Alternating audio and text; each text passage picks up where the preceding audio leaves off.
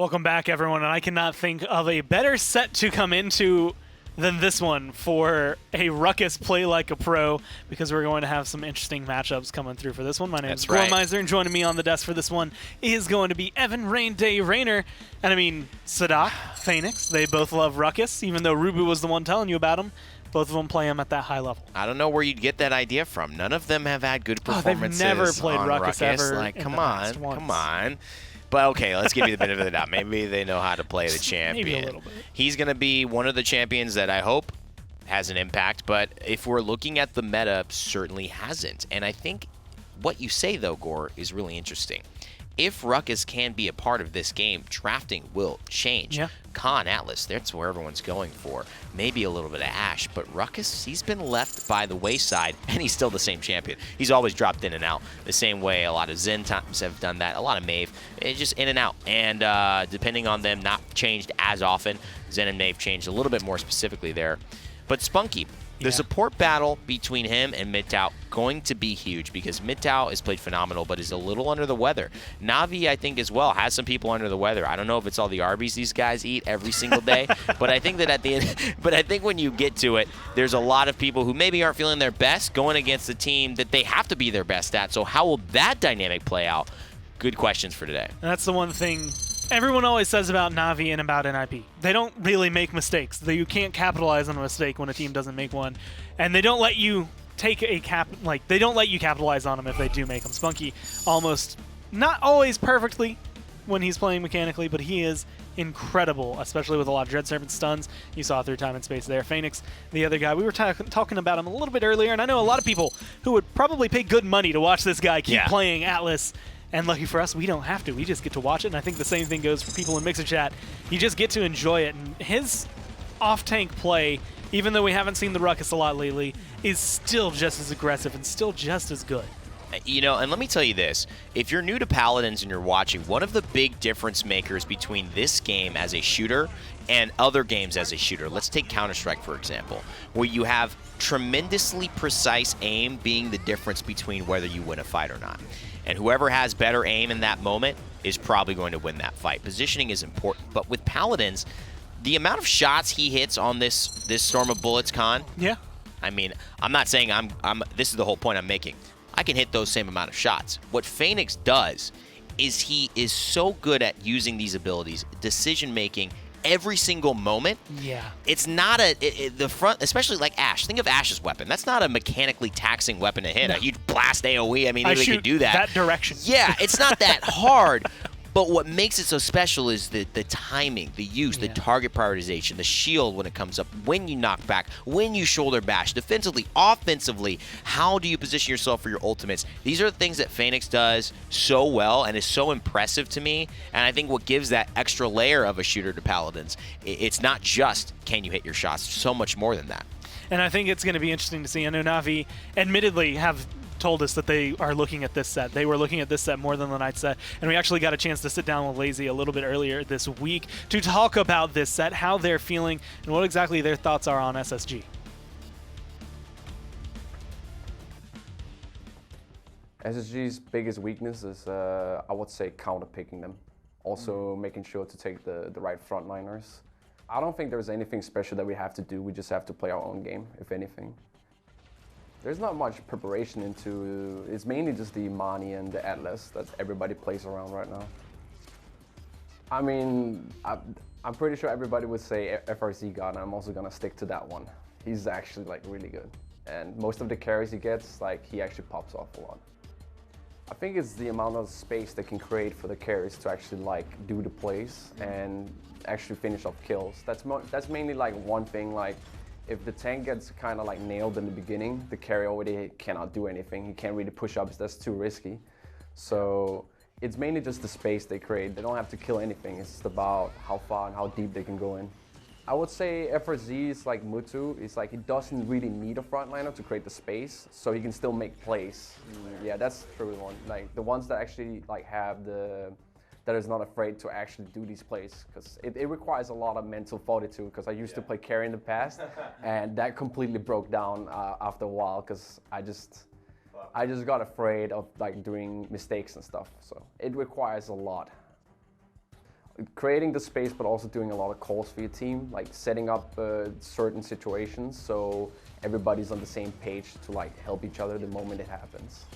A lot of frontliners on a lot of other teams, as far as I know, because I've been around for a while, there's a lot of them that have communication issues.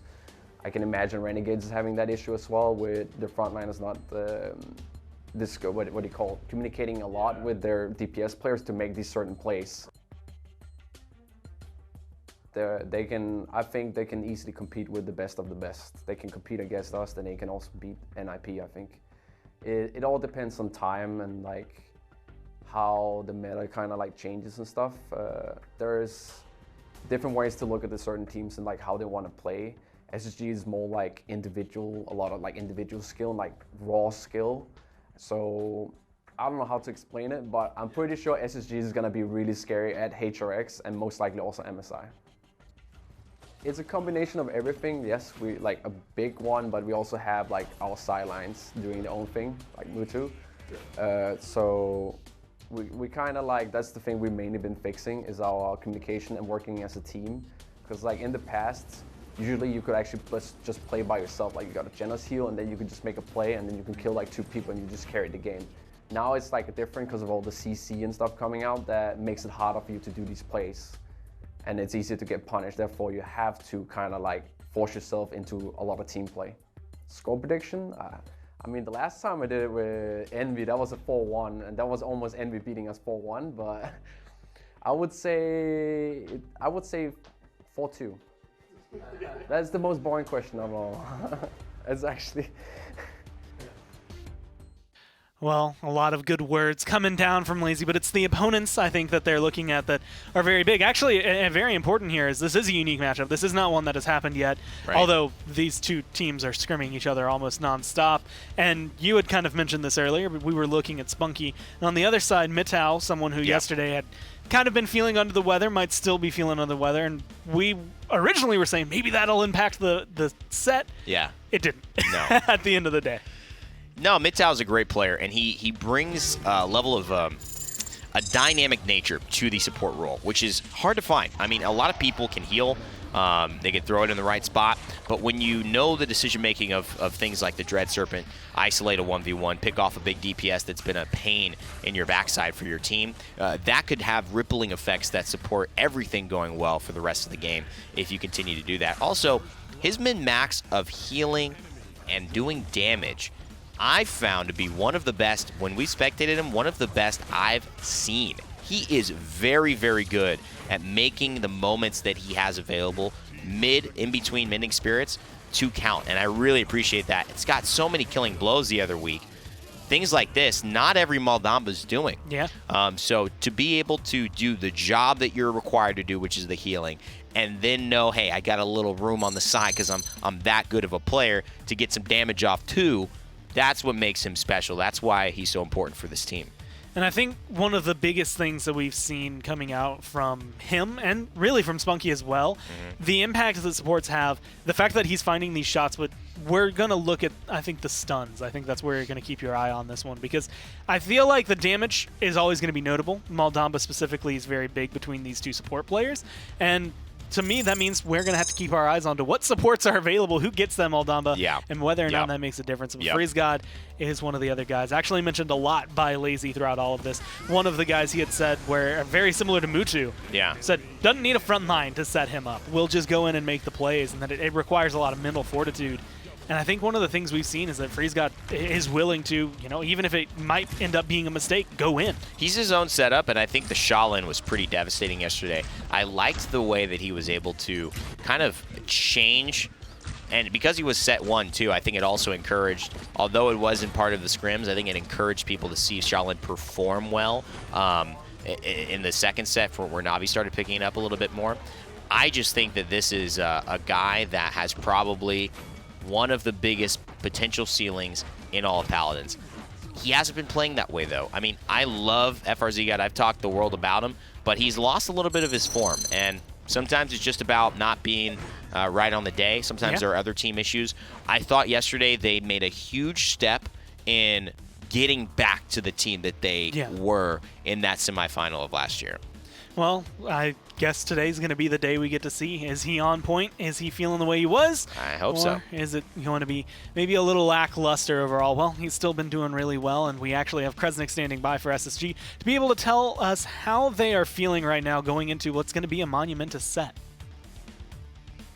All right, guys, thank you very much. Down here in the Space Station booth with none other than Kresnik. First of all, I know yesterday, a little bit of illness going around, a little bit of tiredness. How's everyone feeling today? Definitely a lot better. I mean, we were worried about Mitao going in, but he made a run. He was feeling a little better, and he was actually pretty solid for the whole game.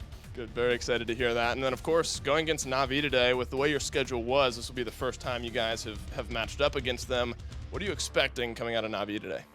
One thing about European teams is that they historically are kind of flowcharty in terms of how they draft, where like they'll like, oh, we need this in this situation, this on this map. But Na'Vi has been a team that's broken from the mold before, so we think we're prepared. But I mean, you never know with Na'Vi. I mean, Moji, Dredge, who knows?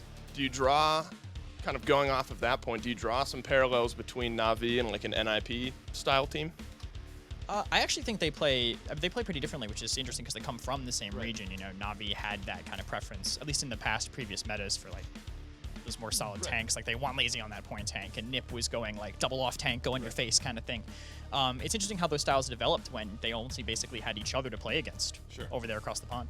Well, absolutely. Feeling confident today. Good luck. Best of luck to you guys. Thanks for chatting with me. Send it back to the desk and get it started. Well, this is going to be it. This Yeah. is the one that I think This my is it. eyes have been on for a week and a half, I guess, since we highlighted it on Esports Weekly. Like, looking forward to it. This is one that I think could be really big. It could also fall completely flat on its face. It could. It's so far and in between. I'm really excited to see these two teams go against each other. You know what I think is interesting, Gore? The fact that this could have been our World Championship last year. Yeah. Game 7 goes a different way. These two teams could have been facing off. And, you know, being able to see, you know, these juggernauts go back and forth, I like it. You take Ice Mines and Timber Mill out of there. Dave and Nick kind of. Dave and Nick. I think I heard their screams of joy. I was going to say screams down of the joy. hall. There's definitely no way they're upset about that one. No. I think, yeah, I definitely heard something. Shriek of happiness It there. might have actually been Dave tripping. You never know. As it comes through. Dave shrieks, you know, range in many different forms.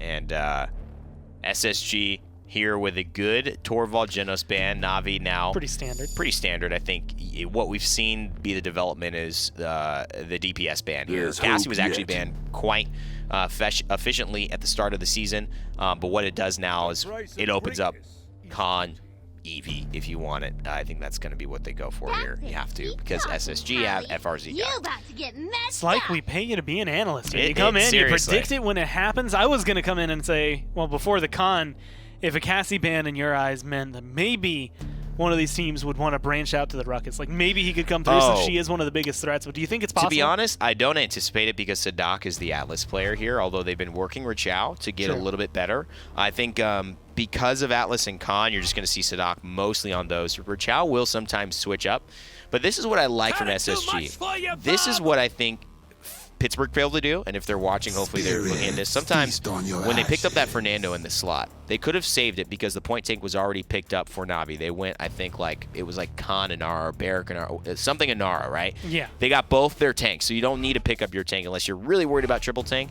Right here, they say, okay, we already have the tank secured. We can also get our secondary point tank and our favorite healer. And that was big. I think the Ying fell flat. I think the Damba is much better in the hands of Mitao. And now they've got power picks for Sadak, Rachao, and Mitao. That's 60% of their roster. So I think this is a great draft for them. And this is where things come through. Yesterday we were highlighting, I mean, obviously Freeze God, who has been phenomenal in many cases, but Ares, and the question yesterday was, how well is he going to show up? We need him, like, or if you're SSG, you need him to go at minimum even for things to work well with Freeze God. But you need him to push a little harder. Now they go the Tyra, they're hovering the Mave, and you're clapping. Because Na'Vi were about to do the same thing. They were about to take one of those champions. I don't think it would have been the Mave. I think it would have been the Tyra. They've done this before. Damage Jam gets taken away from them. This is how they really won that last set. And now they go for the Imani. I think that was their secondary choice. I truly believe they wanted to Hunter's mark this and really put pressure on these front lines, back lines, maybe expecting more of a consistent play from the Leon. This is really good drafting from SSG, like really, really good. And I think Kresnik did his homework, and he kind of understood what the priority shifted to in that type of moment. So we'll see. Mutu going to be on this Imani. I'm excited to see that. Well, it's going to be an interesting one. I think this is probably one of the best places to be able to start off. We're going to Brightmarsh, but before we go to Brightmarsh, we're going to go down to the casters. Thank you, fellas. Definitely excited about this set. Of course, joined by Pretty Hair here down in the booth for our second set of the day.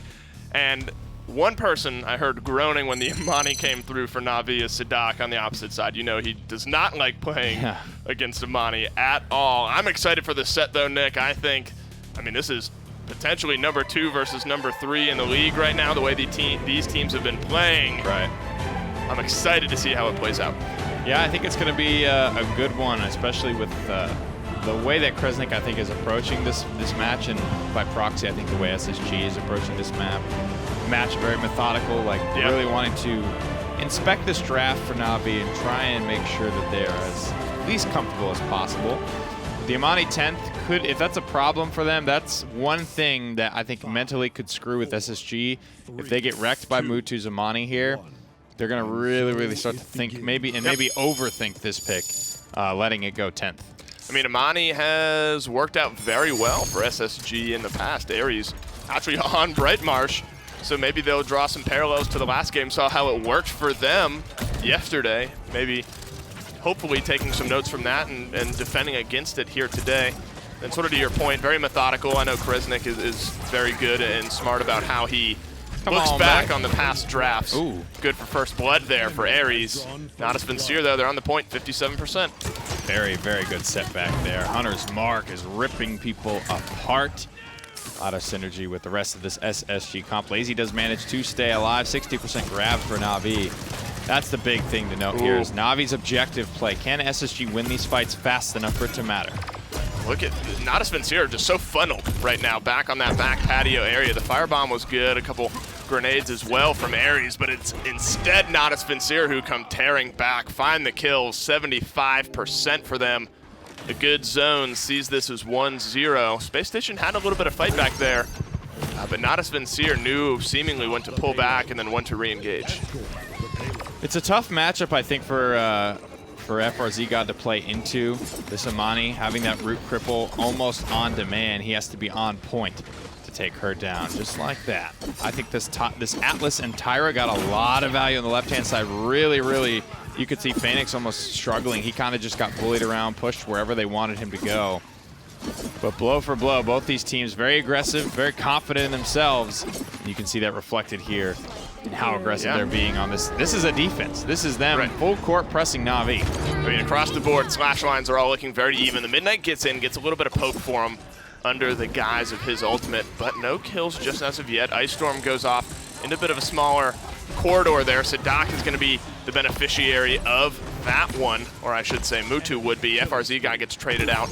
Now just poke for poke here. Creative's getting aggressive on Aries, unable to finish the kill just as of yet. So Ultimate's starting to get popped here. Still plenty of time for those to get charged up as the rest of the game goes on. There's the kill for Creatives. He gets in, does a little damage, and helps Sadak go down as well. But this payload still has a very long way to go in order to push its way through.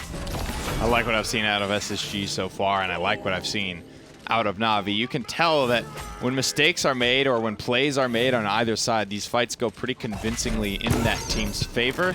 That just means this isn't going to be anyone deciding things, I don't think, before we get in a game and drafts, things like that. It's really going to be left up to the players, and that's always the recipe for the best competition.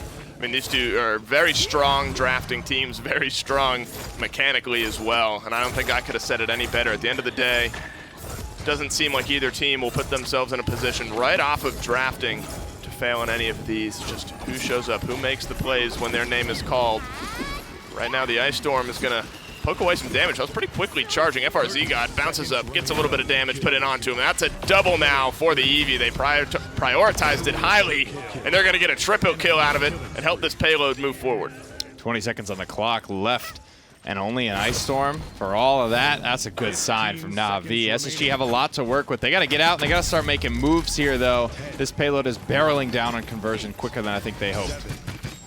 6 seconds left. That payload is so close. Right now, it's just down to how quickly can Na'Vi kill off the members of SSG with Phoenix going down. Ooh. That was a bit tough. Not getting in there for a touch on the payload. Overtime ticks away, 1-1. The final defensive fight fell a little bit flat there. I think there was just a kill traded back, either or. And Na'Vi just unable to get in there and get a touch onto it. What did you notice off the bat that allowed Na'Vi to capture that first point so effectively? Well, honestly, Phoenix was being bullied around, sure, but you can also look at that from a silver linings type of perspective and say that, well, he did a really good job staying alive and effectively tanking 2v1 against Atlas and Tyra. A lot of that damage amp really absorbed by the shield. He won't be able to do that as effectively as the shield falls quicker and quicker as the game goes on. People pick up records and things like that. And the rest of Na'Vi just do what they do, man. They capture the objective. They sort of put up the gloves back against the ropes and just stay alive and win the thing that matters most in Paladins. And look at the early resiliences. 2 points on the board, and already 4 members of Na'Vi have it. I mean, that mitigates a lot of what Spacestation are bringing right now. So I think that's a pretty good early buy. So much value for the low cost of the item in general. Rashao now dancing around behind the Inara wall, actually giving him a little bit of cover. I think it pays off somewhat well on his end. There's an early Dread Serpent as well. Oh, it catches a couple, but there's no follow-up damage just yet. Phoenix just getting poked out around the corner. FRZ God is going to be the one to start off this fight in favor of Spacestation. 45% and climbing now for him. The Splitting Ice is getting a lot of value as well. Yeah, Lazy's going to clean that one up, and it's a 1-for-1 so far. Now I can hear Mutu. Really, really nice play there by him. He doesn't even look at FRZ God. The second he just hears the daggers, he takes off and says, I'm going to stay alive here. FRZ God is not going to get any value for this dive. That's exactly what happens. Creatives is chasing people off. Again, just hands up. Na'Vi against the ropes there, almost really breaking down, I think, but they stay alive. This is so much closer than the first point fight for Space Station. They really brought it to Na'Vi this second time around. FRZ got dancing around. Oh, he gets caught out by Mutu, though. That could have been a very beneficial flank, but he didn't stay alive. Rashao cleans up one on his way back to base, but Mutu finds his second in this fight. In goes Sadak. It's just a formality at this point. Natus Vincere with point number 2. I like it, man. I think Na'Vi do a good job of getting ahead and staying ahead. Everything they force SSG to do is kind of on their own terms to come and to touch this point. FRZ God has to burn every single cooldown that he has just to get there, so he's been a little bit of a non-factor in that final fight. Rashao, then he comes in to try and touch. He gets separated by an Inara wall. It's just there's nothing SSG can do in those types of situations. Once they give the lead to Na'Vi, it requires a mistake from the red or the yellow and black. And you know, the Midnights haven't really found all that much value as of yet. Not necessarily that he's using them poorly. They just haven't really had the ability to jump in and capitalize on them. And look at the Na'Vi streaks right now. 14-14, 16-14. Only Phoenix is the one who keeps getting killed off in all these fights, but he'll be happy with that. If I can get in, get aggressive, and turn all your attention towards me, sure, I'll die if the rest of my team is going to be double-digit streaking out. They're rounding this final corner here. A bit of a head-scratcher of a defense there for Space Station. It did benefit them with a point, I should say, last time around. Natus Vincere will look to get this one through next time. Still 3 pretty important ultimates ready for them as they round this corner. Good couple of initial ultimates. Frostbomb from downtown, setback. Sadak's just trying to control people. Creatives on the Eevee, though, he's been a big problem. FRZ God and Creatives will be fighting for this pick for the rest of the set, you can rest assured. The damage is just going so much in favor of Red right now. Ares trying to stay alive, but he's sort of the last line of defense. Wow, look at those streaks all across the board for Na'Vi. The slash line's in their favor as well. Great shot there from Creatives. And they seal up point number 3. Space Station are fighting back, but Na'Vi, they just have a cleaner team fight right now. Yeah, I think they are playing the objective very, very well. That's a little bit of what they do. Damba Inara It's a very good combination, but the Ying has the ability to keep up in pocketing this character, and I think that's what Lazy is really doing with confidence. He and Spunky are combining and really being the foundation of this Na'Vi teamfight. They're keeping it about the objective. You can see these 60% leads in the first round's pretty meaty lead in the second round as well. 2-8, 1-7, 2-7, 4-7, 0-6. It is just a struggle for SSG at the moment to be finding any kills. They have the bulldozers to deal with the Dragon, learning from what worked out for them yesterday. But the resiliences, I think, are just paying off so well for Na'Vi. The ultimates on SSG just lose so much value if you're able to pop right back up, despite how good they might be. Illusory Rift is going to throw in some healing. Maybe this Midnight pays off a little better for Spacestation. Just some poke, but see, yet again, they just haven't found the follow-up. Here's the Dragon. Crossfire comes out as well, but now the value Dragon is what they need to find. Mitao, I don't know if he sees it. He does. He finally slithers away. FRZ God gets burned down. Next is Rashao. They might be able to get the Dragon just prior. Lazy cleans up the kill, though. And Natus Vincere, they're poised to take map number 1. It's very rinse-repeat. Mutu just as soon as he deters the first dive from FRZ God, he goes into the Dragon, gets good value for it.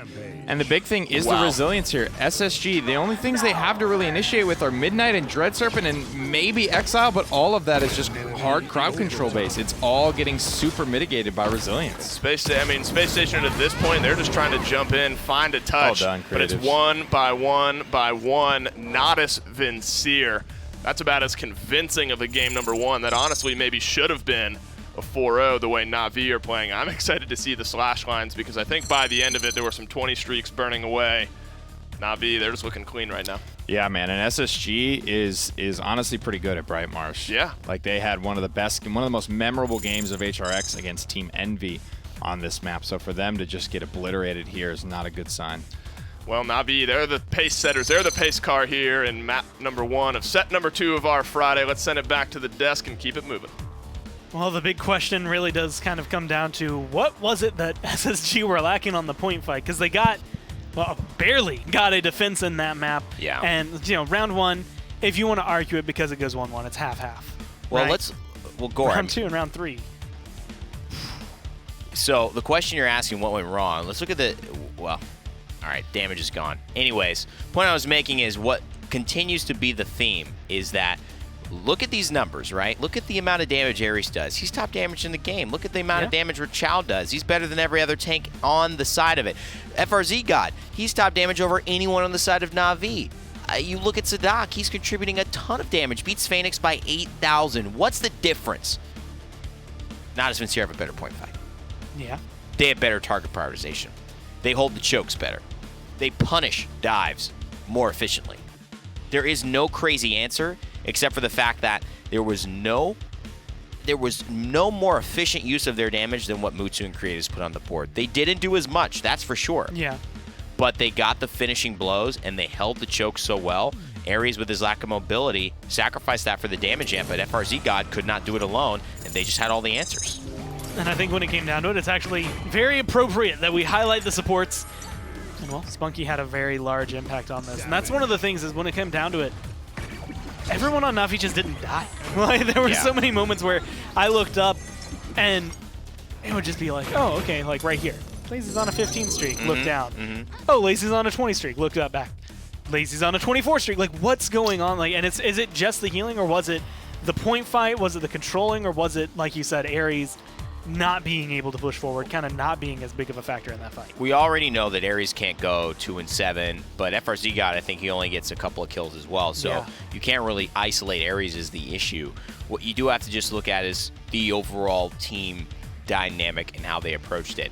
They were simply caught out, and they simply had bad matchups, and FRZ God's Maeve, good, but not into an Amani with just as much damage and can root you. The Tyra, good, but not into an Eevee, who is blinking in, bounce blinking with rocket jumps and putting herself into a position in and out on a map like Bright Marsh, which is you cross our threshold, you're in danger zone. You stay on your side, you're safe, kind of, until we aggress onto you. Eevee just plays that so well. So it was really just a matter of bad matchups, I think, on the DPS selections. I like the Tyra. I was less in love with the Maeve at that point in time. Yeah. And it seemed like they needed somebody a little bit more consistent to either help shift the point fight in their way, or somebody who would be a little bit more secure to dive onto Mutu and get him out of the game. Well, we're moving over to Stone Keep now after a 4-1 on Bright Marsh for Na'Vi. Torvald, Genos, Barrack, Makoa band off, which leaves open the Khan and the Alice, but it also means that there's one premier point tank open, which would be the Inara. That's right. And I think that's what they're kind of banking on right here. And I think this is something I've wanted to see for a little bit. I've mentioned how there's some DPS champions that really aren't getting picked on. I feel like there's certain supports that are like higher tier than others.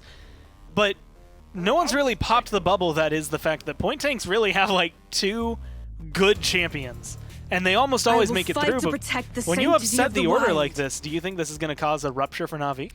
I think this is going to be something Kanga would have done.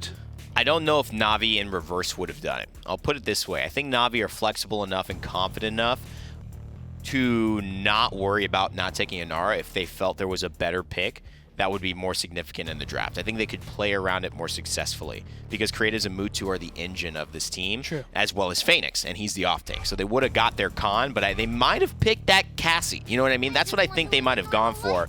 Or that Eevee, which is shown to be so huge. Richao, though, really loves his point tanks, and I think for SSG, they made the right call. So the Inara Atlas here comes 1-2, and the Damba this time goes on the side of Na'Vi. I think this is a big opportunity to pick up your DPS flex of choice, and I don't know, man. I think you take Cassie because, I think it comes right at the time, it's good against Khan. It's not great, but it's good. And if you let them get it on Na'Vi, it's just so bad for Inara. And I think that little camera shot of Lazy is more telling than anything the numbers could tell you, anything that just looking at this could tell you, because SSG in the zone, completely focused. Lazy has enough time in this draft that he is completely fine giving us an office, I'm going to stare at the camera and then look back at the screen. Couldn't hold the serious face the entire time, but I think we've mentioned this in the past, and that's one of the scary things. When you have a team like Na'Vi, a team like NIP, and admittedly a team like SSG, when they get comfortable against you, when they're having fun after a game, it becomes a little bit scarier because, you know, we're not even a threat to them right now. I think he's having fun also because of his pick, which is devolving. I mean, the Ruckus is coming up. I mean, there's really... That's the only tank, I think, available. Everything else is banned out or picked, and you have Terminus, who's taken another slot away. Oh, the Ashe, of course. She's just been such a non-factor. I was like, missing somebody. There it is. So that makes sense. But it's still surprising because Lazy's going to be on Ashe or Khan. You don't kind of put him on any of those champions almost ever. An off-tank, essentially, is what it meant. The Leon here, super deadly. I think SSG have to respond with a big pick. It's FRZ God as well. And I think that Leon is kind of twofold. It's a, hey, you can't shoot Eevee as easily on this map, although they already have the Cassie, so they don't have to worry too much about it. But also, you're not going Drogos against us, and you're not going to risk going Drogos against us. You're going to have to reach a little deeper in your pocket. And then go back to the Maeve. Last map you said wasn't too impressive. Are you okay with them going back to this? Yeah, because it's not as punishing. I think the Amani route really punishes the Maeve, and I think that's one of the biggest things they don't have to play against now. So it should give her a lot of range to move, and long-range kind of poke is what this map's about. Snipers can play on this map. So Maeve does that really well. I think it's a nice pairing to give Cassie some room. They cannot look at Maeve the way they want to if Cassie's around with big game. She's just going to be too threatening. So I like this pairing. I do. I still think Na'Vi get a great lineup. I like SSG's damage pairing this time. So at a glance, you'd say Na'Vi still have more control, or do you think it's kind of even considering they didn't get necessarily a point tank? Well, I think it's even right now because you got to test Na'Vi's ability for Lazy to flex onto the point roll, which I'm sure will be no problem. Excuse me, the off-tank roll. But I think SSG are playing more to their current strengths. And so for that reason, I'm feeling good about both drafts. Well, it's going to be Stone Keep. This is the chance for SSG to potentially put themselves on the board as they come into it. Let's go down to the casters to kick this one off and see if SSG can tie it up. Thank you, Gore. Very excited to be getting in here to map number 2. A smattering of offensive pressure from Na'Vi. Map number 1 seals the deal. 1-0 to them. SSG need to answer back now. And they go back to the Maeve, and they touched on it briefly on the desk. Nick, how do you feel about the Maeve, though? They might find themselves in a somewhat similar situation where they have a lot, like all their big assaults are control ultimates, right? You're looking at Seismic Crash, Exile, and Midnight again. Na'Vi are going to go into early resiliences. And it's going to make these team fights hard. It just diffuses. It's like, what do you kick this off with? We know they're all just going to pop out of this stun in less than a second. It's like, how much can we really commit off the back of that? Another thing I want to note is this Khan pick coming through for Lazy. Obviously, not exactly in his wheelhouse, but after yesterday, it just feels like Na'Vi will first pick Khan over Atlas at any given point.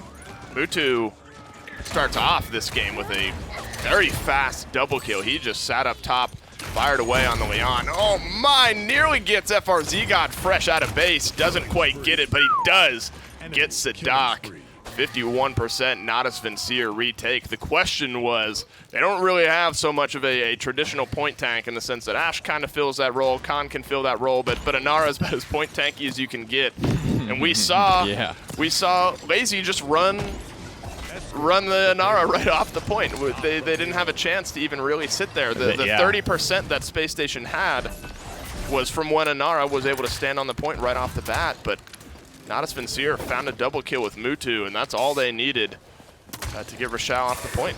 They lost so much so quickly, SSG, that you know, Inara just was a non-factor. She never got a chance to get in there. Picking the Maeve last into the Leon is a little questionable for me. I think Leon is one of my favorite characters to play against a flank, especially one that's small and moves fast and has that sustain. You're getting consistent cauterize applied to her. You're getting consistent damage applied to her. Enlightenment's the best turnaround 1v1 ultimate in the game. And if Mutu starts to get going on this pick, which he kind of already has, it doesn't bode well. He really set the stage. He set the table on that first point fight. He said, well, you know, now we don't really have a point tank, but anyone's a point tank if the enemy team is dead enough, and they were very dead in that case. Space Station get caught out again. Creatives this time, though, is the one starting off this fight with a double kill. The other three get involved. Only the healer, only Spunky without a kill in that one. Space Station, they get wiped a second time here on Stonekeep. I like this. I like the choice to put Lazy on Khan and Phoenix on Ashe as well. I think I'm almost positive in the past they've done it the opposite way. But the choice here seems good because Phoenix plays both of these characters. And I feel like Khan is a little bit more straightforward for Lazy to be able to pull off. Lazy used to play DPS, like he mentioned in his interview, so he can run at people and gun them down. I don't think he's going to have a problem with that. I think it's pretty similar, and it more closely matches what he does on Inara anyway. Well, he did exactly that. To start off this game here. A pretty stern defense, though, from Space Station. They pushed so far back that now Na'Vi need to fight themselves back to even get onto this payload here. FRZ God finds the kill for Space Station right now. Is he able to win the duel? He does. Good shots onto Mutu. Now they don't have Phoenix. Now they don't have Mutu. He's staying alive. He's still aggressive with 500 health right now. Lazy does end up cleaning up FRZ God, but did it by enough time. That was a heat check dash there. I like this handoff to creatives, but it's still not enough to get the kill on the Ares. If Na'Vi start to get ahead on cauterize and other items, that's where things are going to go south quickly for SSG. Midtow's done such a good job bailing people out of so many situations. A ton of healing from the in. The timing for the illusory rifts up to this point have been good, nearly escaping. I saw an Ashe fire right by the side of Ares' face right there. If he had poked out, that could have been dangerous. FRZ, Ares, they find a couple. Looks like this defense is going to stall out, or I should say the offense. Mutu could turn it around right now. Isn't able to do it. FRZ God sees to that. The Maeve immediately having a bigger impact than it did in game number 1. Well done there, I think, from SSG to stabilize on that defense. Did I say Eevee? I'm not sure. I meant Maeve. If I said Eevee, I meant Maeve. Yeah, Eevee has been a big factor. I think Creatives has played it very well. Creatives has kind of stepped up on Eevee, I think, this season as well. It's not, he barely played it at all last season, but I think Random Noob at the World Championship woke everybody up to it and says everybody needs to be playing this, or I'm going to continue to run rampant with it. So shout outs to Creative stepping up to the plate, playing a very hard character. Admittedly, one that has been in his champion pool pretty heavily in the past, but he needs to be able to take this away often from FRZ God. As scary as this Maeve is, there's a difference. This time he's 7-3 as opposed to, I don't know, 2-7 or whatever he was last game on Bright Marsh.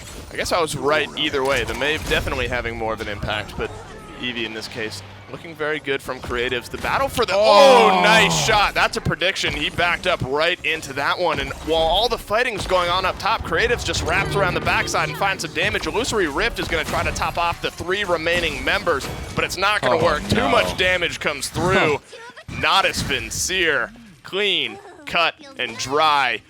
This one is going up. They could be on par for point number 2. I'm 99% sure that was Enlightenment ripping through 2 people on the high ground that made that kill possible for Creatives. That was an awesome little handoff there from, whether it was intentional or not, from Mutu to Creatives. It worked. They both got it done They'll in say that it was situation. intentional. Absolutely planned, calculated, and outplayed. Gigantic brains from Na'Vi.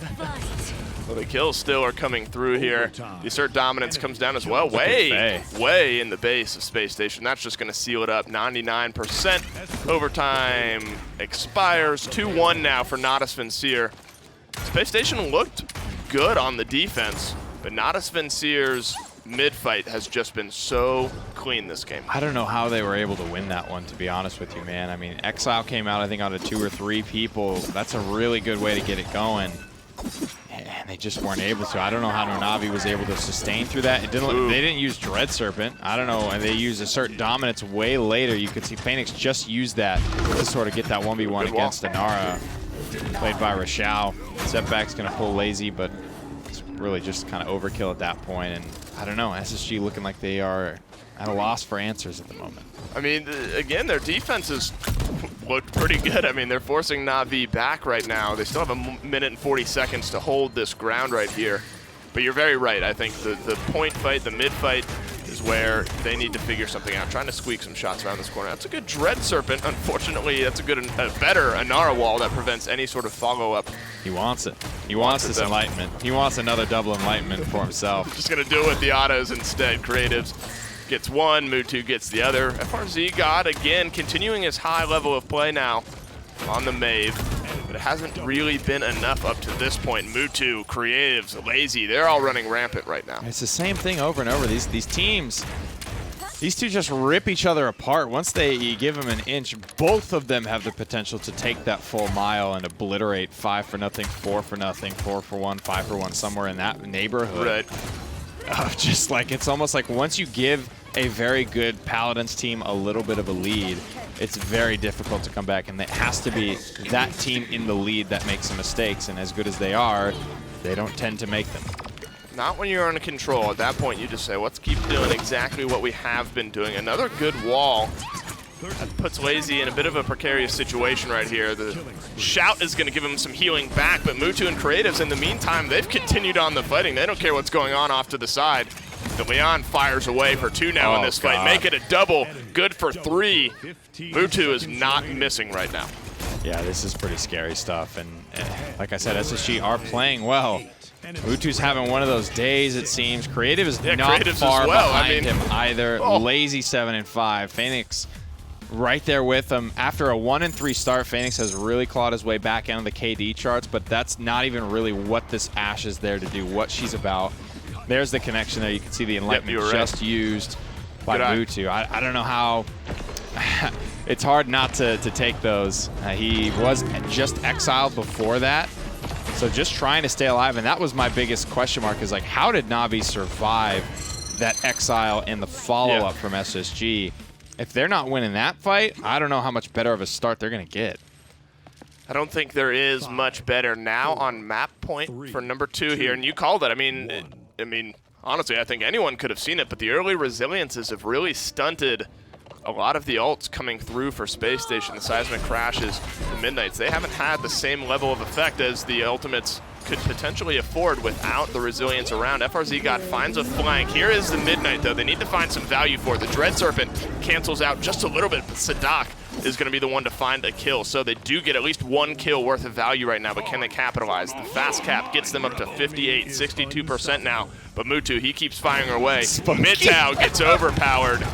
And this is still somehow going in the way of Natus Vincere. Spunky just spitting on that Ying, trying to get the kill. It was the only damage that was around, but it was just enough to get it done. I love it. And then it's just 2 bullies, just schoolyard bullies, Lazy and Spunky. pickup, poor Up against the Mitchell. locker. He's sick. He's not feeling well. You don't need to kick him while he's down. I mean, jeez, have some class. That's like the bigger, stronger kid holds you up against the locker while his buddy sits back. That's exactly what happened. The brains of the The brains operation. of the operation. That's exactly right. Spunky finally gets his kill. Mutu with another double this game. You could put on a recording of that because I've said it so many times. Natus Vincere 4-1, back-to-back 4-1s to that point. And they're, I don't know, Nick. They're looking unstoppable right now. A little scary. Smiles on their faces. I don't think Na'Vi are a team that show it, but I think everybody does. Everybody gets a little emotional at times. And even guys like Mutu, right? He can probably get upset, but I think starting off on such a strong foot against a team that is scary for you as Na'Vi. Na'Vi give everybody respect, but this is a team I think they definitely went the extra mile in preparing for. Well, Spacestation need to find some answers. It looks like Na'Vi have the cheat sheet right now. Let's send it back to the desk and hear what they're thinking. Well, I think the cheat sheet might just be Mutu, honestly. And this is something, the one thing I wrote down. Yeah. Last week, what we kept saying was, man, Mutu got there by the end of the set, but he wasn't there at the beginning of the set. Right. Woke up. We don't get the chance to say that today. He No. has been going insane. He's wide awake. I'm on you know that Katy Perry song? There you go. Yeah, that's him. Mutu is wide Mutu is awake. Katy Perry confirmed. Oh, man. Wow, I didn't realize it. I mean, that's why he has such a low profile. He's not trying to get harassed by the paparazzi. 17-4. I mean, come on. That's all you need to see right there. 31 eliminations he was a part of. No one else even comes close on Na'Vi. Creative's 25. Mutu still out of the gates ahead of him. I mean, this is just incredible play. Great adjustments from Lazy as well to be able to play the con. Go 9-5. Phoenix took the brunt of the dirty work there, and Spunky good as usual. Big things is that Aries, obviously, Cassie had to do a lot. Wasn't able to. FRZ God really just an average Mave right now, and he's a great player, but he's not changing the game. And in fact, Mutu and Creatives are just shining so much. Maybe it's not really a matter of who's playing anything against them. These two just feel like they can't do any wrong. And I think that's the biggest thing. Aries, Freeze God, they're kind of locked up right now. They have to perform really well. They can't. It almost feels like Mutu and Creatives, like obviously they're in the same boat, Right. but it feels like they're doing it a little more effortlessly. And that's the thing I think that's really kind of driving this right now is the fact that God. whatever it is about Mutu and Creatives, they are fully locked in, and it just doesn't feel like SSG is there. Whether that comes down to the fact that Aries is not having the performance you want on Cassie, which is affecting Freeze God, maybe Freeze God's not having the performance you want on Mave, which is affecting Aries, like that could be working together. It might just be both of them not quite hitting their stride today. Yeah. And because of that, I mean, we're seeing Na'Vi up 2-0 a lot faster than I think anyone expected, and this set seems to be going by a little faster than anyone expected. Well, now you realize you can't keep doing this because you can't ban out the Leon. There's too many factors. He's done on Leon and done on Imani. Those are things you got to give up the way people are drafting right now with Con Atlas priorities and Genos as well. The thing you have to try to maybe shift to your side is the Eevee.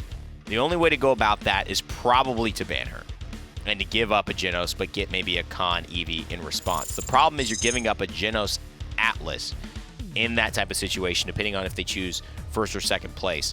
Even if they do, you may have to do that if Na'Vi kind of sniff out that you're going for the Eevee. Yeah. They have had Creatives on it twice. They've had it on him the last set.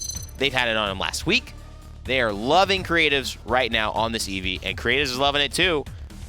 This has to change somehow. That's FRZ God's that's his picturesque champion. That's his marquee champion, aside from Bomb King. You have to somehow shift that dynamic. The Mave isn't working against it. Well, they opt to go to Splitstone Quarry here, which is an interesting choice overall. I mean, the two maps we've gone to, I've kind of dubbed under the standards, right? Frog Isle goes in there, Jag Falls, Serpent Beach are the other two. And they choose to go to Serpent Beach, which in my eyes almost immediately screams, they just did well here yesterday against the Knights. Like, even though it took them a little while to get there as a 4-3, they still won the map. They banned the Eevee out here, Torvald, Makoa.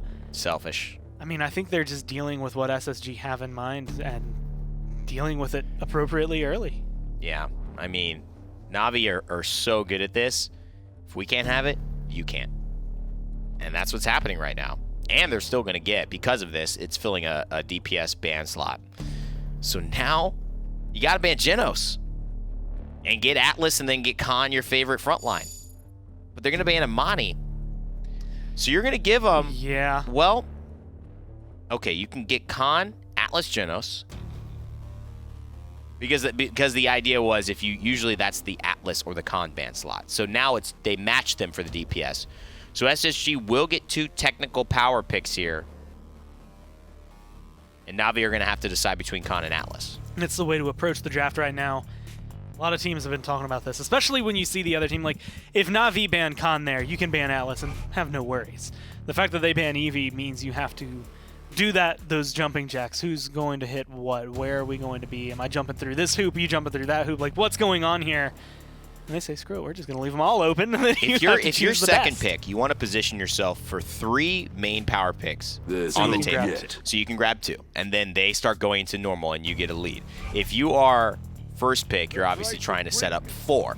So you can give them 1, you can get your favorite 1, give them 2, and then get 1 as well. Yeah. That's why you open up the slot with a DPS ban. But it doesn't work if they open it up with a DPS ban as well, because then it essentially puts you out, because you can't use the Eevee, essentially, you know what I mean? Yeah. It is a DPS, it's not the DPS ban, it's the Eevee ban that really set that up. So now you give Atlas, you give Cassie, and you give Damba if you want it to Na'Vi, and I think that's still a very strong spot. And here's the question I want to levy to you. Genos has been very big because, admittedly, he makes teams win harder. I think is the best way to describe him.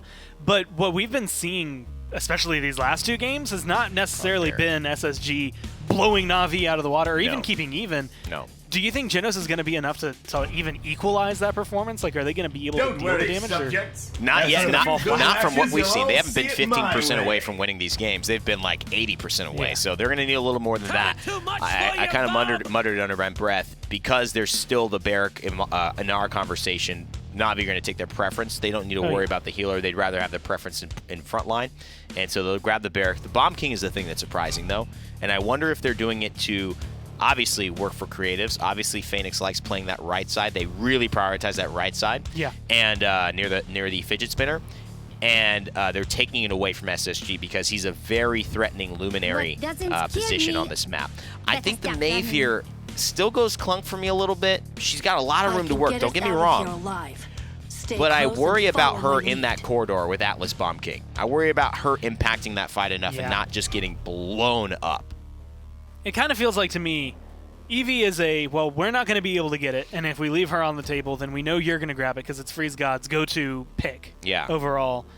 So we're going to ban that away. And then the Bomb King is well, we know Freeze God's second most pick is going to be the Bomb King. Right. So we're going to try to push him a little further down. Right. And then go for the Maeve again, which can be easily 2-tapped by the Bomb King. Can find some good trades, but yeah. I mean, these last 2 games, if they've been anything, it's just been a testament to why you should not be doing that. And they grabbed the Cassie, they grabbed the Maldamba to close this out. Man. Na'Vi, would you say this is solid? Like, Bomb King is probably the weakest on this map, but even still. It's a perfect draft, and I'll go back to what was said last week about creative specifically. They don't get a chance to scrim many Bomb Kings at that caliber. This is a unique Bomb King. He's not just a BK. It's the same way FRZ God would have elevated the champion status in this draft, and that's why he's picked where he is. Not only is it a good power pick, it's the Eevee, so to speak, now that Eevee's banned. Yeah, and it's exactly what they need. Not only to equalize it, make things swing in their favor, but I'm looking at Tyra, to be Maeve honest. damage plus everything. I mean, this feels very much as an all-on-one. Like, this Maeve that has not done well 2 games in a row is now, how much damage can you do if we just amp you out the roof? Yeah, the Tyra coming at the end, I don't love, but I don't hate it because the dive really does have to come from an aggressive position of the front lines or like Bomb King, Cassie using their mobility to get there. And that's not very constant. She is actually potentially going to be able to play this one a little safer than she was beforehand with the Eevee on the other side.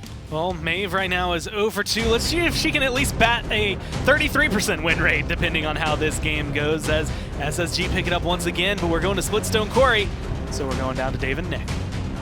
And here we are, down in Splitstone Quarry, Skybox overlooking the map right now. Natus Vincere, the multi-gaming team, find themselves up 2-0 over SSG. Would you have expected that, Nick, coming into today? Coming into this matchup, would you have expected a swift... let me rephrase, because nobody really could have expected that. Would you have expected if it were to go 2-0, to be as one-sided as it's been so far. Definitely not. 2-0 slash line, maybe, but as convincingly, absolutely not.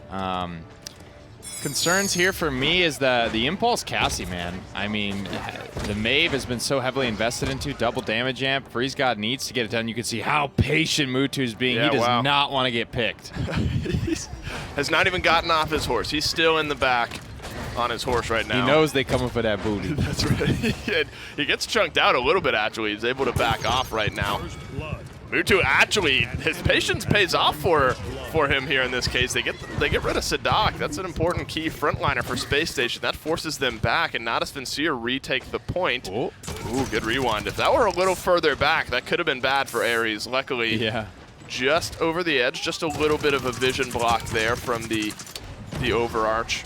Talk to me, because we don't see it a lot. Talk to me a little bit about Impulse Cassie. What does that change? What play style does that sort of provide? You either big game and kill tanks, or you impulse and you kill flanks, or DPS, backliners, anything really. It just adds damage and cooldown reduction to your blast shot, making it that much more potent of a burst tool for Cassie. And obviously there is a lot of sustain that goes along with this build. We can take a quick peek at the loadout. Every time Mutu connects with these blast shots, you can see he's going to be getting 500 health back.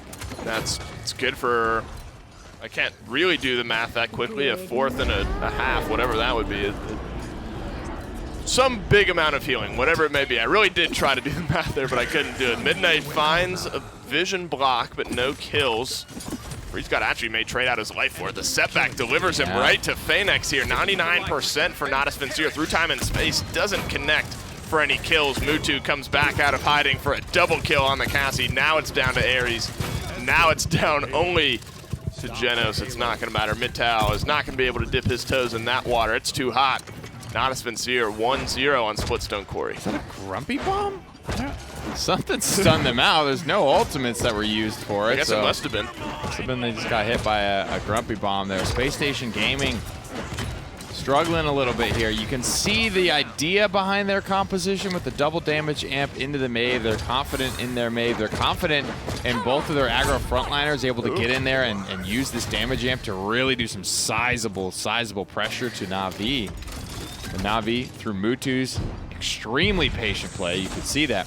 It's one of the downfalls of calling out Swiggity Swooty when you are actually coming for that booty. You know, Mutu just obviously heard that and decided, okay, clearly I need to back off. I mean, he literally, I mean, to harp on it a little more, I mean, he was on the horse for the first 15, 20 seconds of the start of this game and then ended up poking his head out just in time for first blood.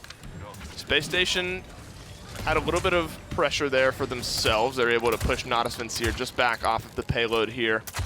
A few picks coming through. Not a full-blown team fight just as of yet. I think both teams will probably use this time just to charge their ultimates with a minute left on the payload. Well, as I say it, there's the Dread Serpent. That's going to send a couple running on the side of Space Station Gaming. Good for 1 kill so far. A couple low health bars. Creative's connecting with these bombs very well up to this point. They're going to retreat, get themselves out, and Natus Vincere are going to get back to the payload. Oh, no! Does grab that kill. That's tough. 50 seconds on the clock now. Lazy with no rocket boots. He gets the fail-safe proc, gets to kind of scoot away from this engagement for the time being. Phoenix picks up Ares. Phoenix, I think, neck and neck with Diggy Dog for best Atlas in the league. It's tough to say when Diggy Dog's not here to play as well and sort of, you know, keep up, but Phoenix has been incredible on this character. Super fun to watch, and it feels like Atlas, when played this highly, it has the ability to just go to any character in the game and say, I'm going to kill you now. And there's really not much you can do about it because I control space, I control time, I control where you stand, where I stand, how much health I have, and how much health you have. Through time and space connects for Mittal there. That sets up Space Station Gaming for success on this defense. Mutu answered back, but it's not going to be enough. The Maeve finds a couple kills in this defensive fight. 5 seconds left. Rashao with another. Only Phoenix in a position to get on the payload here, and I wouldn't even call it that. They're going to find themselves a defense, but that's kind of why you go to Splitstone Quarry. You may lose the point fights, but if you can find enough defensive stands to get ready for that final point fight, you can take the map. And I think a slower game is exactly what SSG needed here. Game 1, Game 2, we're about as fast as you can get.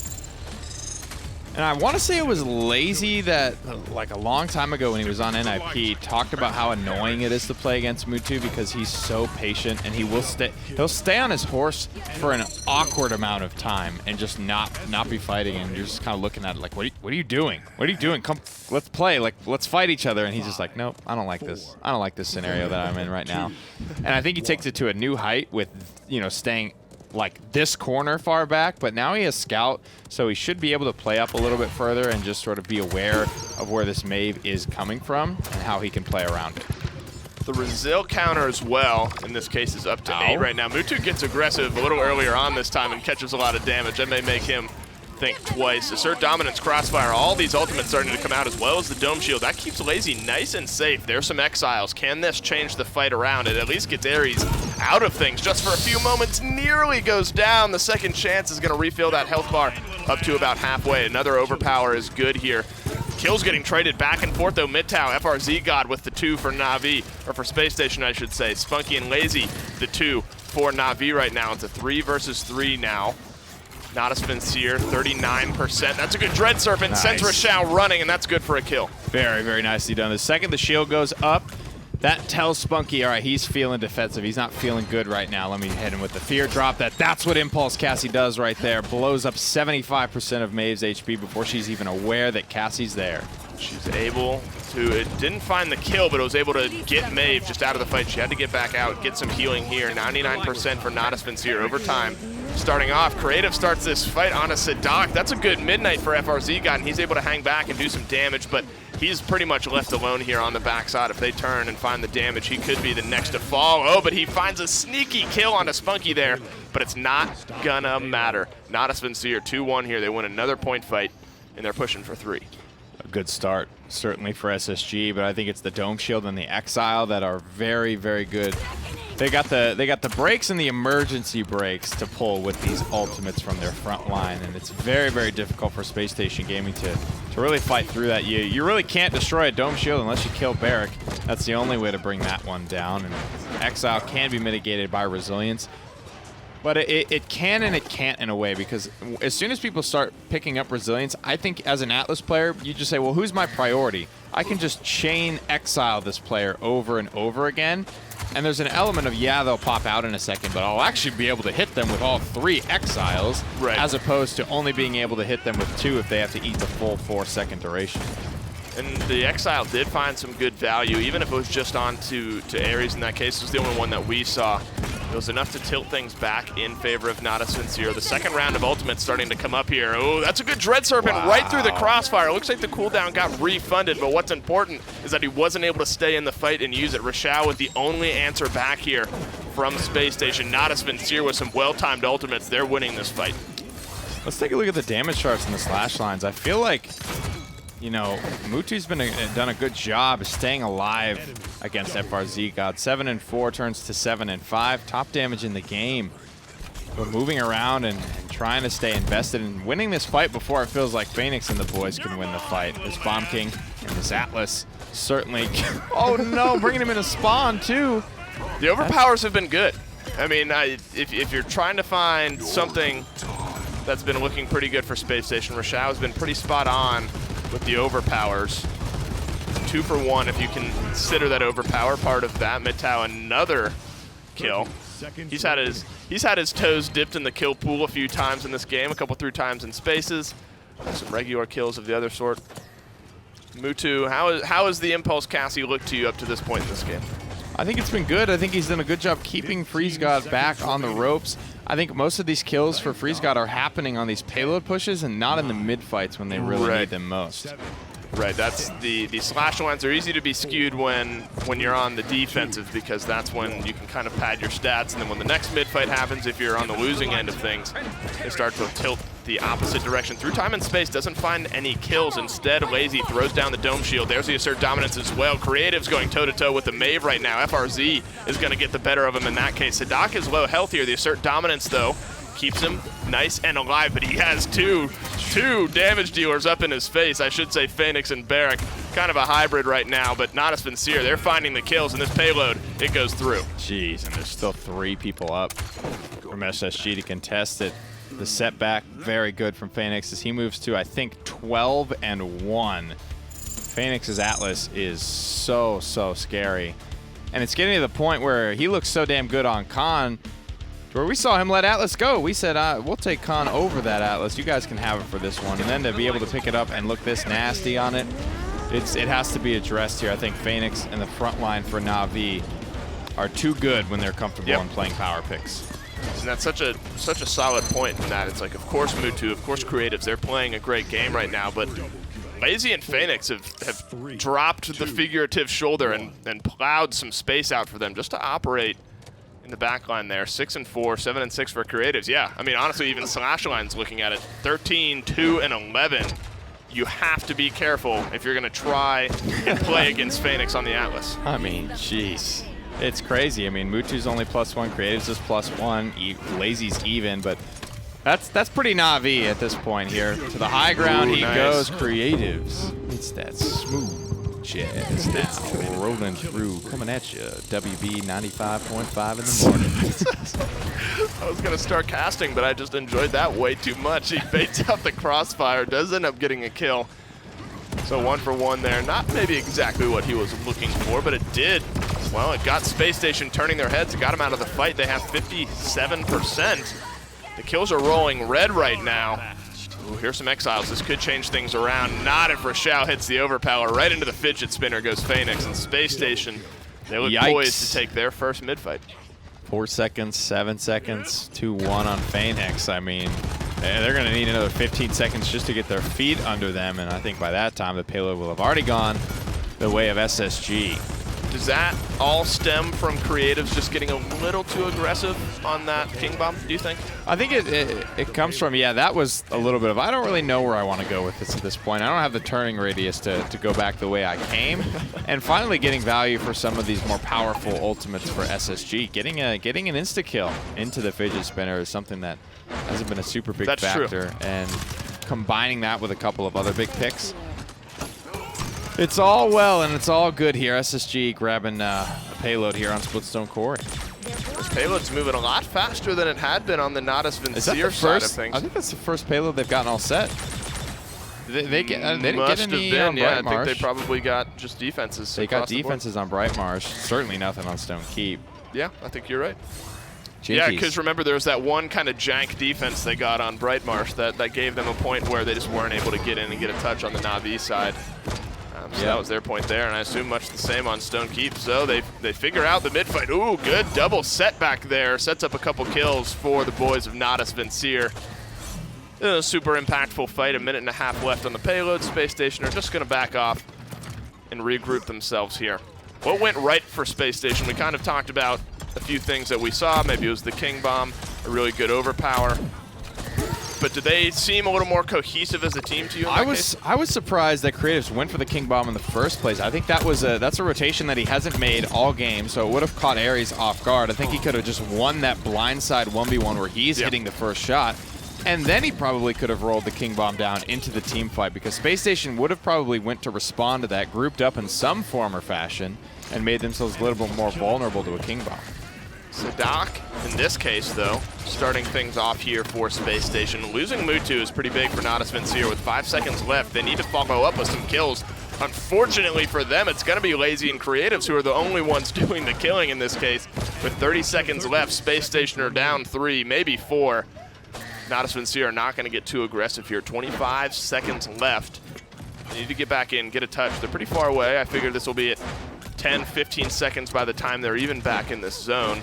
15 seconds. And then it just depends who comes up with the kills. King Bomb is ready to go again. Hear that lovely little tune once more this We're round. We're not. Don't take the bait. the trumpet bait. I love it. I love it so much, and we haven't been able to see it. It's just recently been, I guess, patched up some audio issues with the skin, where you could get stuck in a loop, and you know it's not the worst audio bug we've ever seen by any means. Mutu gets that big kill. Sadak goes in, but without assert dominance, it's kind of like, were you really trying to commit there? That sucks. I mean, Sadak rounds the corner thinking Creatives is going to be so low. Instead, he's just standing in a healing pool from Spunky. That's going to seal it up. Not gaining a point there since they're already at 3. But they do have their ultimates. 5 versus 5. ultimate-wise here, going into what could be the final point fight if Natus Vincere are able to win it. SSG need to win this one to extend map number 3. On an both teams fully ulted up.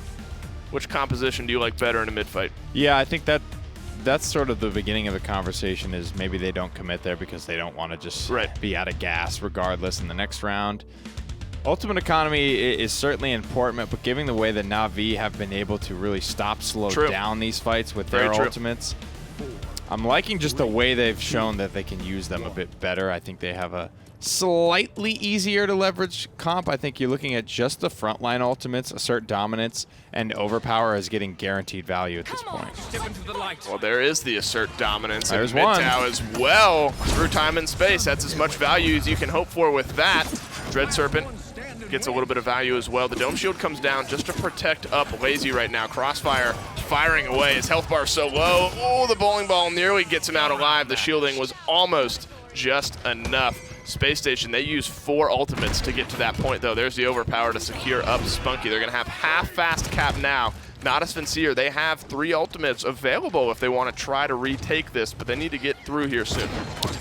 And Midnight is the only thing to slow them down. Sadak could be going down. He will. There's the Midnight. King Bomb is at the ready. He gets scouted out immediately. Mutu provides vision for everyone on Na'Vi.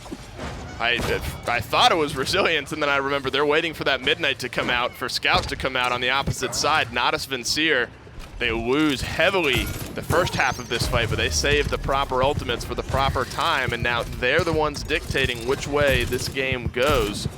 A little bit of a stun there from the Grumpy Bomb, just delays out, chunking away so much damage. Oh, that's a good setback as well. They're not able to find the kill, just some good body blocking in that case. Sadak, Ares, they're low, but they're the ones doing the killing in this case. 90%, 3 members of Natus Vincere, the last ones alive, make it to Space Station are 4 strong, and it looks like they're going to capture this one. I mean, they had King Bomb, they had Exile, they had options there. Maybe it's just the resilience for SSG at this point. Na'Vi are just not feeling good about the value they'd be able to get. Creatives, I will say that was a pretty risky push there. He really wanted to get that Tyra down and dead. Yeah. And sometimes risks don't pay off. That's one of them. Yeah, this is one of those risks that did not pay off. Natus Vincere looked good on the last defense. Weren't really in too much danger of that payload going through. I guess it did get pretty close. But more of the same here from them. Ultimates coming back around.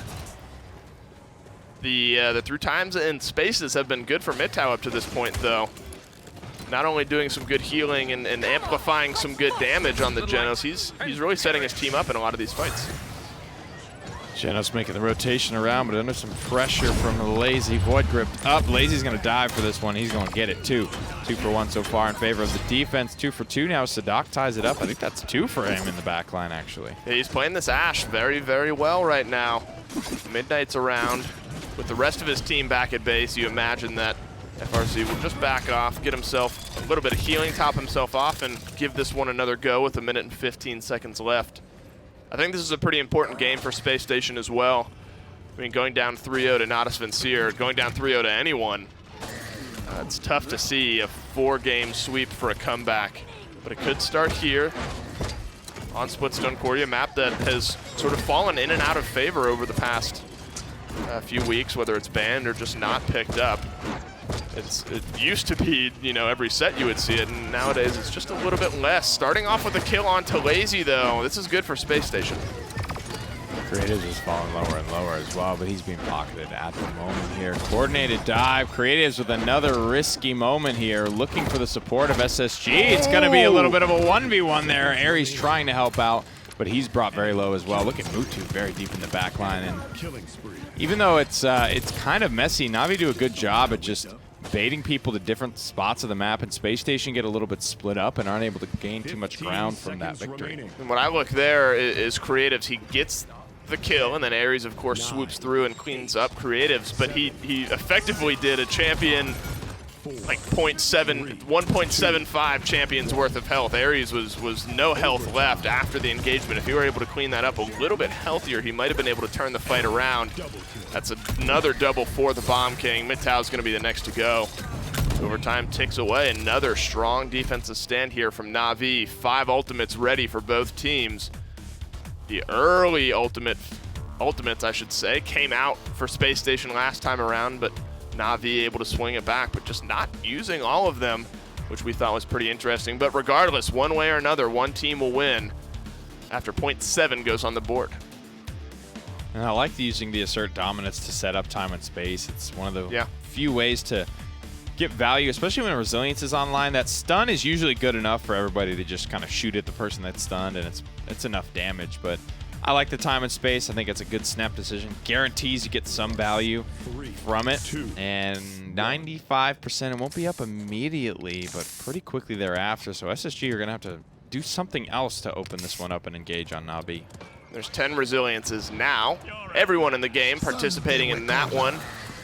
The overpower's good onto Phoenix. The Dread Serpent, that's interestingly enough. Oh, that's a great setback from Phoenix. Gets himself, how did they not clean that up? There were 4 members staring at the overpower, and now he's able to bring out the Exile, and he's just gonna not let Sadak, do not pass go, do not collect. But now Spacestation find the damage in the backline. Rashao with a couple, FRZ with 1. That looked on a pedestal for Natus Vincere. Spacestation with some interesting ultimates, but they're able to clean up the team fight, find the damage, and now they're controlling this one. They still have that Wombo combo, time and space into the assert dominance as well. I don't know which one's going to come out which. King Bomb is at the ready as well. Creatives is off to the races. Uh-oh, he's rolling through. Rashao is down here, potentially going to get stunned up, not going to wrap itself around that wall. Natus Vincere fight back. Ooh, gets plugged away, doesn't find any kills though. FRZ's getting aggressive. Assert dominance for Spacestation comes through. FRZ, Sadak, each with a kill in this case. Lazy just trying to stay on the point as long as he can. If the kills keep going red, I think this one's going to be over. Lazy's the last line of defense, and Spacestation, after a slow start, they find win number 1. And in the chaos, Maeve finally starts to succeed. All that self-sustain, all that damage, all that mobility, and she's the only one with it, really. She's the only character that has the ability to get up, down, and really use that advantage on Splitstone Quarry. I love what I saw from it. It's fine. I like when a team can go back to something that they're losing on, especially given how it performed in Game 1, which was not very good. Well, we got a set now, ladies and gentlemen. Hey, guys on the desk, do you like what you saw? Yes and no, Yeah. I think is the best way to describe that one. I mean, it goes about as long as you can go in a game. Man. But the Maeve does finally turn up. SSG finally turn up. Just took them a long time to get there. It certainly did, Gore. It was a lineup that started off so slow, and you just thought, there's no way that this is going to work. But I really, really, really love the way that Rashao continues to evolve on not his most comfortable style of champion and role. The off-tank, the point tank off-tank is very difficult. The second I think they started playing around the overpower, and those were hitting consistently, everything shifted. The whole dynamic changed. I think that honestly, I don't have any idea why they couldn't kill Phoenix in that last round. I don't know what happened, but it didn't matter because they were able to create so much pressure off of that one moment that, I mean, it kind of neutralized Atlas in what he does best, which is create offensive pressure himself. He was on the back end on a lot of these fights. And that was the moment. That was the play, I think, overall. Sadak being able to have probably the best view of everything that went on. Starting it off with a couple of good kills, and specifically getting rid of creatives, who I think on Mom King, like, you saw the numbers. People were getting to the upwards of 150,000 damage. Like, they were in here for a while. They were boxing out really well. But prioritizing and dealing with, you know, what we were actually talking about during the first round while we were watching was just, it's so hard to deal with Mutu and creatives when they're hitting the shots they're hitting. And it took them a while, but they got to the point where they're like, okay, this is who I need to lock down.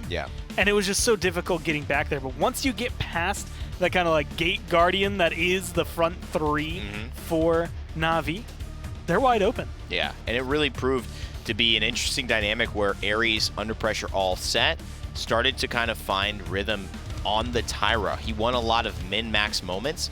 And I think this is what, it was a very interesting dynamic they were talking about. They were saying Mutu can create his own type of pressure, but Lazy was mentioning in his interview how front lines create pressure for Mutu to find kills. Great damage dealers create their own pressure. Ares is getting to great. He's getting there. He's a great player that's trying to get to that next echelon, and these are the moments that start to prove it. He created his own pressure sometimes, but also Rashao and Sadak's performance started to create openings for him to win those little min-max opportunities. Yeah. And that started to shift everything in the favor of SSG. It was a game I did not expect them to win. I walked out after point 1 and said, this one's probably over. Who would have thought this set would have gone this way? But now we have ourselves a ball game. And I didn't think the Maeve was a great pick, but I'm starting to see that maybe this is something that should be in their wheelhouse. And this is the interesting turning point, because a lot of sets we've had that have gone, I'm just going to throw out the number 6 games overall, it's usually map 3 and 5 that the team that is quote-unquote like the underdog will win, right? Yeah. And I'm wondering if SSG can break that mold, right? Like if you win map 4, if you can win Ascension Peak here, then I think you start to open up that conversation of like, okay, not only do you tie it up 2-2, but you're much more in the position that Na'Vi was kind of against Envy right now. Like, I mean, this is exactly what they were experiencing about a week ago. Right. It's just not often that a team is in the position of, okay, well, we're down 3-1. Right. We're going to make it a 3-2. We're going to make it a 3-3. We're going to win. And it's like you don't get that comeback often. No. And so that's where I think this team has to level it out now, or else it might spiral away. So what do they change here, SSG? I'm not sure anything. I think Na'Vi, if anything, changed maybe their prioritization. And maybe Na'Vi say nothing went wrong, guys. We should have won that game. 9 times out of 10 we will. We just made some mistakes, and we didn't capitalize on our last point fight. But I think what you will see, possibly, is if it's Atlas Khan available again and Atlas is gone, I think what they would have done is they would have taken Khan this time around. I think you will see a Khan. I don't think The magistrate. they want to play around Overpower again. Yeah. And as is right now, that does leave Genos open, depending on whether or not SSG want it. We have noticed at least kind of some fall off, I think, for him on certain maps where it's just like you don't want to pick him here. Ice Mines specifically comes to mind, where teams have just been like, maybe we go for it, but Tyra has been picked up a little more often there. Ashe, Genos picked up this time around. I'd say both teams really get to start off with some of the front line they want. But based on the first 3, I think Na'Vi are a little happy. I think SSG would have been better off, just my 2 cents, depends on what they're trying to do, in securing Barrack. I think Khan fills the role. I don't know. Na'Vi will go to it, but I don't think that's what they would like to do on Ascension Peak and just pick Khan Ashe, especially with Barrack Anara available, who are those 2-point tanks that can really hold down this objective.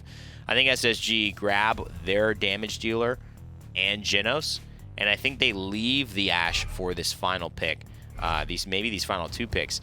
Now, because they don't have the Barrack, they have to go into the Fernando, and we've seen that works poorly, not only in general, we are strong. because it's just hard to min-max that one right now.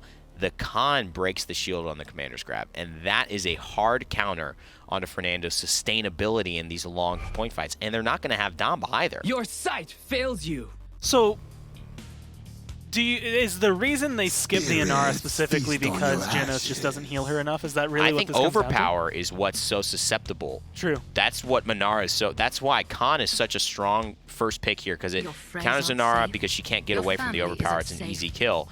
Ashe can a little bit, but again, I don't think they would have Khan Ashe, so you could have gone Barrack there, grabbed your Ashe afterwards in the Fernando slot, and I think still gotten both those tanks in a better point tank than you do have. However, it's up to the player. Yeah. It's up to the players. They got to decide. These are just all, who cares in a vacuum? Shaolin comes in. I mean, in a vacuum, Shaolin's kind of in the meta. But with Mutu, this guy could take over the game. True. Well, how are you feeling about, the one champion that we don't get to see often, Vivian, who was locked in 10th here? She's good at shredding shields, and she does a good amount of damage, but how do you feel about this coming in more than likely for Ares? I like it. And the last thing, I like it. Vivian, we'll see how it performs. It's very hard to tell if she's going to do well or not. She doesn't have a lot of natural predators that can dive on her, so I do like that. So she will have an even chance for it.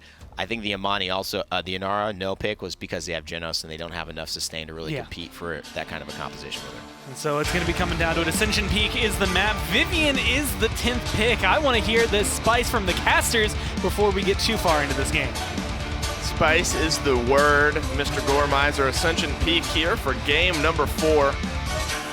I like the Vivian pick. We've seen some great Vivian plays across the board here in the PPL over the course of the last few weeks. Alex, of course, most notably with his 30-something kill game. Obviously, you can't replicate that time after time, but what are they looking for picking up Vivian here? I think they're just looking for the ability to plow through both the shields on these frontliners to be able to box out if they get close. Have this just turret, you know what I mean? Pretty close to the objective, but ultimately I think for the shield shred, she's so consistent at that. That's exactly what's happening as of right now. Phoenix can't even poke his head around the corner. The barrack shield next to fall here in this case. It's pretty indicative of Ascension Peak, I would say. Just kind of dancing around the statues. No serious engagement just yet. Whoa, Lazy's health bar. He just disappeared. FRZ doing so much damage as well with the help of Ares in that case. Mutu is able to get one. Stall things out here for Natus Vincere, but Rochelle tilts things back in the favor, and just like that, Spunky tilts things even again. Creatives, though, is going to give Natus Vincere the advantage here, and Ares has just felt free to hang back. And Phoenix just had so much room in Ares' head just now where the Vivian was basically out of the fight, save when he was able to turn and fire on Lazy, but Natus Vincere, 93%. I like that disengaged landing as well. Creatives looking good. It's so tough to bully out a Vivian, but I think Khan is the closest thing to a man for the job. You have the iframes from the shout. You have the lockdown from the commander's grab. You could just overpower her out of there as well. Ares at the moment is getting a lot of damage, shield shred, but it's not until Wrecker comes online that he's really going to be that scary. Oh, nice. There it is. There's the stun, follow-up arrow kill onto mid-town. This payload's now moving forward for Natus Vincere. That was very quick, very clean fight for them. I mean, it was so far back and forth, but they just left too many key members alive. Obviously not by their choice, but just how it happened. Natus Vincere just had the right members left alive at the end of the fight, and they were able to take it over. Dread Serpent delivers Rochelle right into the grasp of the overpower, and away he's going to go. Lazy, Creatives, Phoenix, Mutu, all four members of Natus Vincere getting involved here.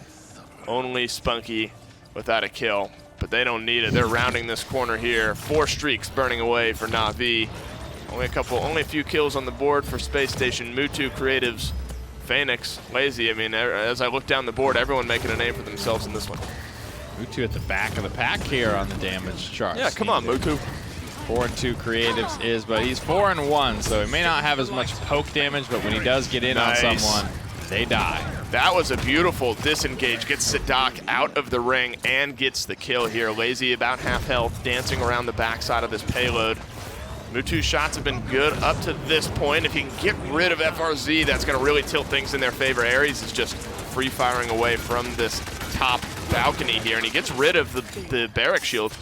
FRZ gets a kill as well, but they're just not in a position to contend. I thought there were surely going to be more kills coming out for either team there. What the hell are you spraying for, Ares? You're losing the game. Just didn't jump down and get a touch on it. Natus Vincere, that's a quick 2. It is a quick 2, and that's one that you don't necessarily want to see go in either. Ares running the U.S. flag. Unchecked Ambition 4. Yeah, it is. And they have their country of origin on there. I don't know. Was he born? Oh, you know what? He's wearing I think he's wearing Kresnik's jersey. Ah. He must be, right? That would make sense. You can see he's got the Brazilian flag. Sadak's got the Argentinian flag. All over the place. They got their I mean, they really figured things out on the Splitstone Quarry side. That was a big win for them. I mean, going down, again, I always harp on it, but going down 3-0 to anyone, much less Na'Vi, it's going to be real tough to come back from that. What did you see from Na'Vi right out of the gate here that put them up 2-0? I'm not sure that we did see it. I think it was creative. I think it was Creative's off-screen that was making it happen for them. I think Phoenix did a pretty good job staying alive. Again, it's not glamorous, but he did this on Brightmarsh where he was able to tank Sadak and Ares' pressure for just long enough for his team to win the fight elsewhere. He's tanking in a 2v1 situation. That means his team has a 4v3 situation somewhere else on the map. I saw Mutu get a pick on a Freeze God in the kill feed early on as well. Things like that do have a pretty big difference. Shaolin having so much burst damage, able to blow up these flankers. It's part of the reason and part of my hypothesis of why I think he's getting picked so much. Everybody keeps giving me the answer of, oh, he's just a solid pick right now. But I'm looking for more, and I feel like for me, it's the ability to blow up a flanker who's otherwise very difficult and annoying to take down. And that combo right there doesn't land for me, but you can see the thought. When it does, it hurts pretty bad. This time around, Sentinels are going to be around for Ares, and it's going to help him out in melting away Phoenix. But he's so low right now, and Lazy's going to call him on it. He gets the kill. Mitau gives him the Void Grip, but he's alive, and he has a kill to his name. He's going toe-to-toe with FRZ, who's on the Mave for the 3rd time. Dread Serpent's good as well for Natus Vincere. 2 kills in this fight. 3 kills make it. They're well on their way to recapturing the point. And take note, they're fighting while standing on the point, so now they're almost guaranteed to win it. Sometimes you can just see the target calls and the swaps. Right. They're so fast from Lazy. It's like, why wouldn't he push down Moot? And then he just turns around almost to see Freeze God there, but then he pulls off Freeze God after kind of getting him on the ropes just to go make sure that he combines with his team. Combined fire is so important to blow up these front lines. And Na'Vi, Lazy specifically, doing a good job of it. And you know, it wasn't as clear-cut as I thought. I figured that Natus Vincere were going to be able to do it before they were able to get a touch. But FRZ gets in it, extends things a little bit out, but more of the same story here from Natus Vincere. 3-0 here on Ascension Peak. They were up pretty big on Splitstone Quarry as well. Spacestation were able to turn that one around, so you cannot count them out ever. Spunky's having a great game. Phoenix, of course, on the Con, on the Atlas, on anyone is going to have a good game. Ares finally able to make an impact here on the front line. Yeah, I got to give Na'Vi a lot of credit for bouncing back in that point fight. Initially, they lost Mutu very quickly thereon. Ares started to really run away with it, and it wasn't until that turnaround kill on Ares that things started to go back in favor of Na'Vi. But this is a pick that once it kind of starts to run away with it, it can really just do this. Shred through 3 people in half a clip.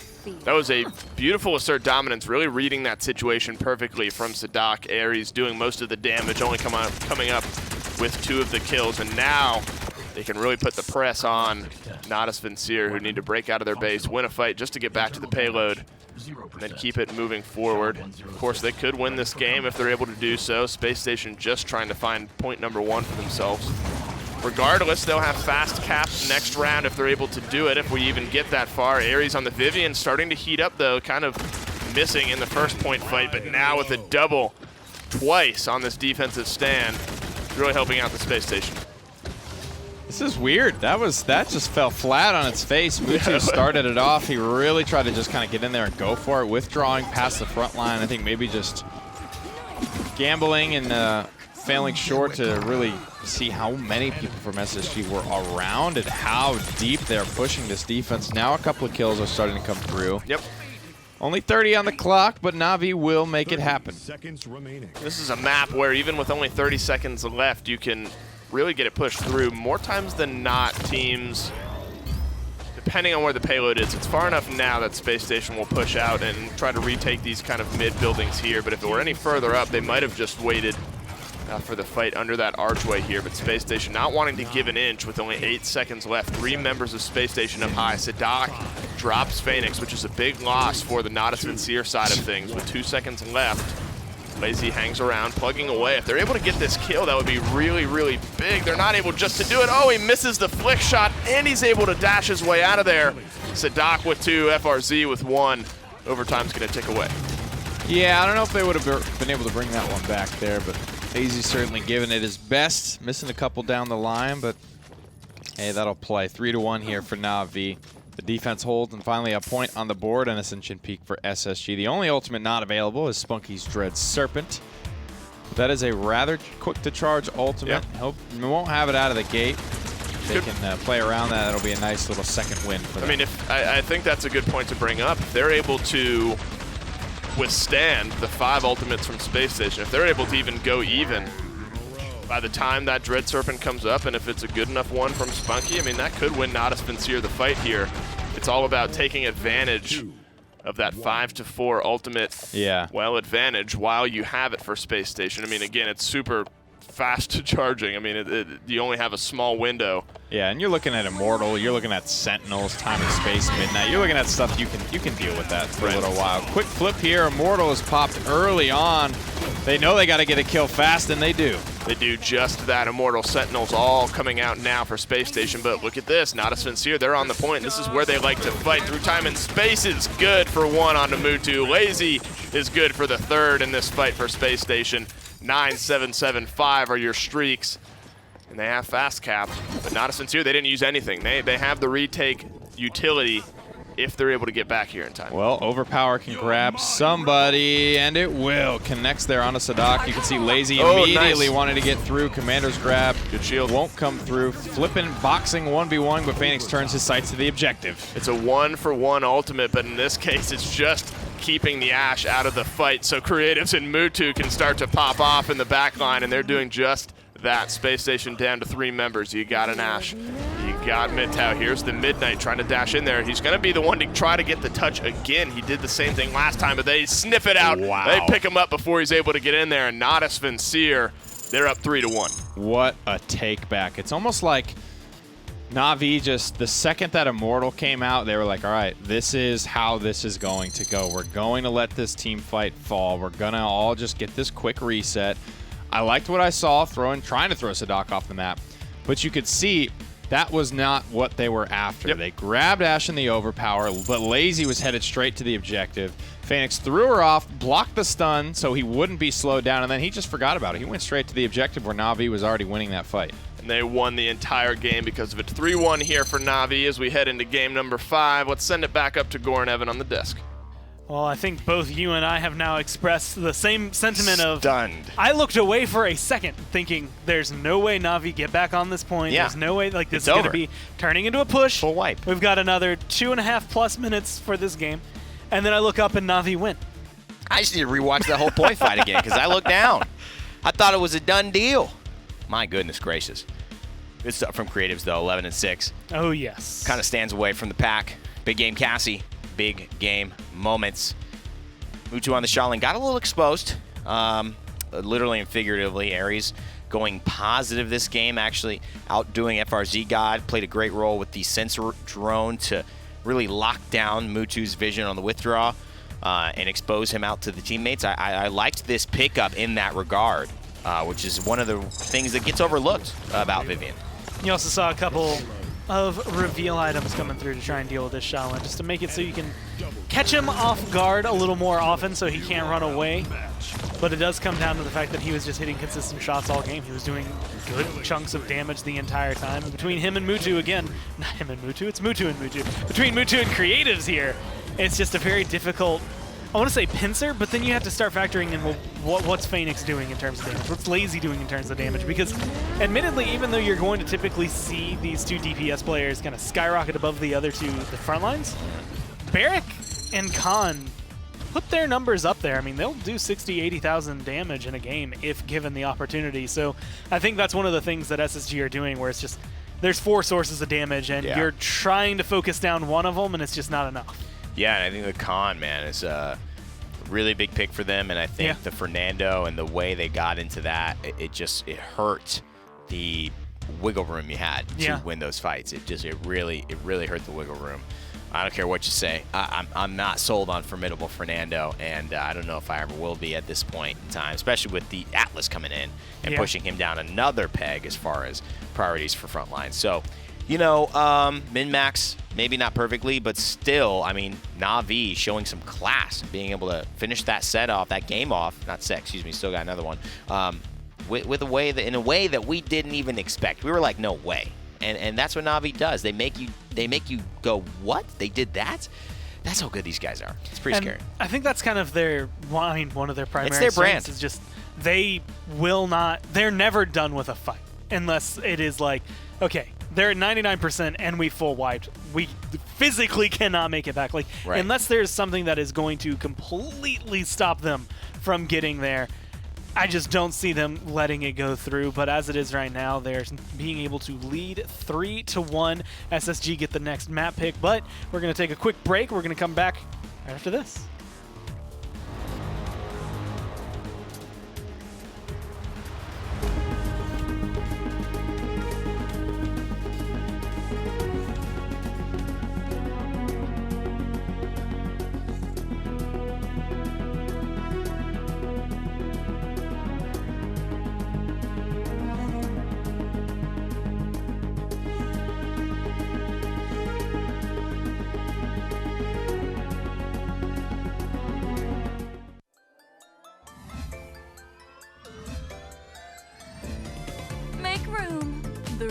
real star is here. I've been perfecting this look for months now. To me, fashion is more than a look. It's attitude and lots of punching. How's my new jacket look? Let's get this show started.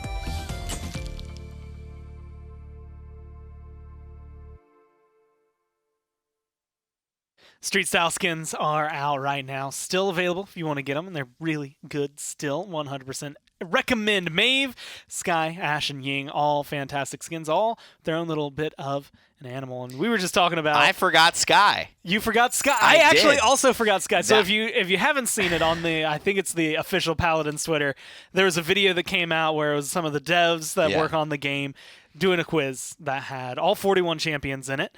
And it was, can you get it in 4 minutes? Yeah. And I think one of them was able to, not to spoil it, I'm not going to tell you who, but the others were doing pretty all right, and we were talking about which ones we got. I forgot Sky, I forgot Buck, I forgot Willow, I forgot Koga. Yep. I missed I forgot 11. Dredge. So I forgot was at Dredge. about 30 when I was able to get with what I was picking up. Yeah, I think I have about 8 that I missed around that. Did you get Atlas? I did. Okay, good. I did. I did get Atlas. I got everyone who's kind of prime in the esports scene. Everyone else is kind of, we haven't probably seen them in esports in a while. Victor? I did. He was one that I got real late, though. I missed Victor, Real late. Ruckus, and Vivian. All 3 of those. I just did not got get. Ruckus, got Vivian, got, Victor, Vivian, Tyra. That's like, I got Tyra, Vivian, and then I said Victor like 8 years later on a different train of thought. Because I don't even, Victor's not my favorite. But you got to look at it. I mean. I forgot Torvald! Oh, no. I definitely got Torvald. You're screwing up. I thought it was just me. I You're got screwing Terminus and forgot Torvald. How did I? The I old was able to get grandpa. Lex and You forgot know who I Torvald. forgot? I forgot Fernando. That's interesting, wasn't it? I was like, Fernando, my God. It was a lot of the old school ones. There's probably a support I forgot. Grover. Yes, I did. I forgot Grover. The only reason I knew I that is did. because I was sitting there thinking the same thing. Like my final 30 seconds were me remembering Grover. There might even be another one that I forgot, to be honest, on the support side. What is there? There's Pip, Grok, Furia, Saris, Grover, Ying, Ying, Damba. Maldamba. I think that might be it. Are there only 7? Does it feel like there's one more, though? It kind of feels like there's one more, I'm isn't gonna there? cheat here. I'm sure chat's having fun playing this game with us. This is it. How could you not realize? Well, you try the quiz. You try the quiz, chat, as I go through and find supports. Furia, Grok, Grover, Genos, Maldamba, No. Pip, Saris, Ying. No, it doesn't. Okay, we need to look at this because who the heck did we miss? Talus! I missed Talus. I got Talus. I forgot Moji. I know. Dude, how could You know, there's a draft going on. Oh my God! And I forgot Kinessa and Strix. That's what it is. I forgot the I was snipers. able to get those. Cool. All right. You know, well, between us, we know all 40. between your 2 analysts for this game, we know all 41 champions. So good thing we're together. Otherwise, separately. We aren't strong enough. Yeah, I might. That is, I mean, it's the same lesson I learned We from are Power stronger Rangers, together. from anything, exactly. Ying even throws it out there for us. Oh yeah, that's why I said it. It is a group effort. Captain Planet, bringing our rings together. Exactly. Your Clemson ring, my UCLA ring. Boom. Man, I gotta get it repaired. I'm still sad about that. Have we talked about this draft at all? No. So, Torvald, Genos, Ash, Makoa, Bandaway, Kananara, Maldamba on SSG, Atlas, Cassie, potentially a Ying here for Natus Vincere. And we're on Jaguar Falls. Remember when what was I saying? I don't know if they did it or didn't do it. I thought I was talking about SSG in this position with a We dwarves are Genos natural DPS and a fighters. Genos I just tank. hope you lads can keep up. But I like the idea of priority of that 1, 2, 3 seed of Khan, Atlas, Genos, plus your DPS main, if Barrack and Inara are left open. And I think that this is good for Na'Vi, showing again they're just sometimes just a class above. I think you can expect a Tyra here. SSG might have to pick it early, but you can also look at a Vivian. I think Na'Vi would not be afraid of a Vivian in this type of draft. So at this point, I'm very, very. It seems more than likely that we'll see that or a Shaolin, depending on what Creatives is feeling like. Although the Eevee is available, it just doesn't feel like it. It's not an needs to be Eevee picked map up here either, really. Like Jag Falls, I don't normally think of Eevee too much, although there are some like fun shenanigans you can have. Cliffside, if you're kind of like bouncing around, soaring around, but for the most part, I think we see Drogos as a blaster kind of up there with Bomb King more often. Although earlier we saw that actually against a Genos Tyra where he was kind of put down. They're going to go a little deeper in the pocket. They're going to pop out this pit. Well, I like it. It's really, really hard. Creatives can pilot that no problem. Last time, though, we actually thought, I think it might be Creatives, and it was Mutu. Both of them can play the Pip. Yeah. So you never know. But I think FRZ got on the Cassie. Ares had a good game with Tyra just prior before the Vivian. He had a good game on Vivian, probably his best game of the set, even though they lost. I think SSG get the draft right as well for themselves. Nice and Aram Aldaba pairing. Khan can do his thing. I think both teams playing to their strengths right now. It's just going to be a battle of does Pip do Pip things more so than anyone else can do anything else. That's an interesting day when both Cassie and Pip, not many teams can choose 2 DPS, and you're like, I don't know who's getting who. Cassie can be played by both Mutu and Creatives, and Pip can both be played by Mutu and Creatives. So we'll just have to find out by jumping into the game. They need one more win to close it out. SSG trying to stay alive. Backs against the wall. Let's see what they can do at the Falls. Let's jump on into this one. I mean, they've been 4-1s in most of the maps here, except for 4-0 on the other side. So 4-1 would seem like a fitting scoreline as far as the entire set goes. It is going to be Mutu on the Pip and Creatives on the Cassie. Interesting. Makes you scratch your chin. It does. Pip is not a huge pick for Na'Vi overall, but in the past when it has been picked up, it has been Creatives. Mutu plays a hell of a lot of Paladins, so I'm really not the guy to stand up and say, he can't do it.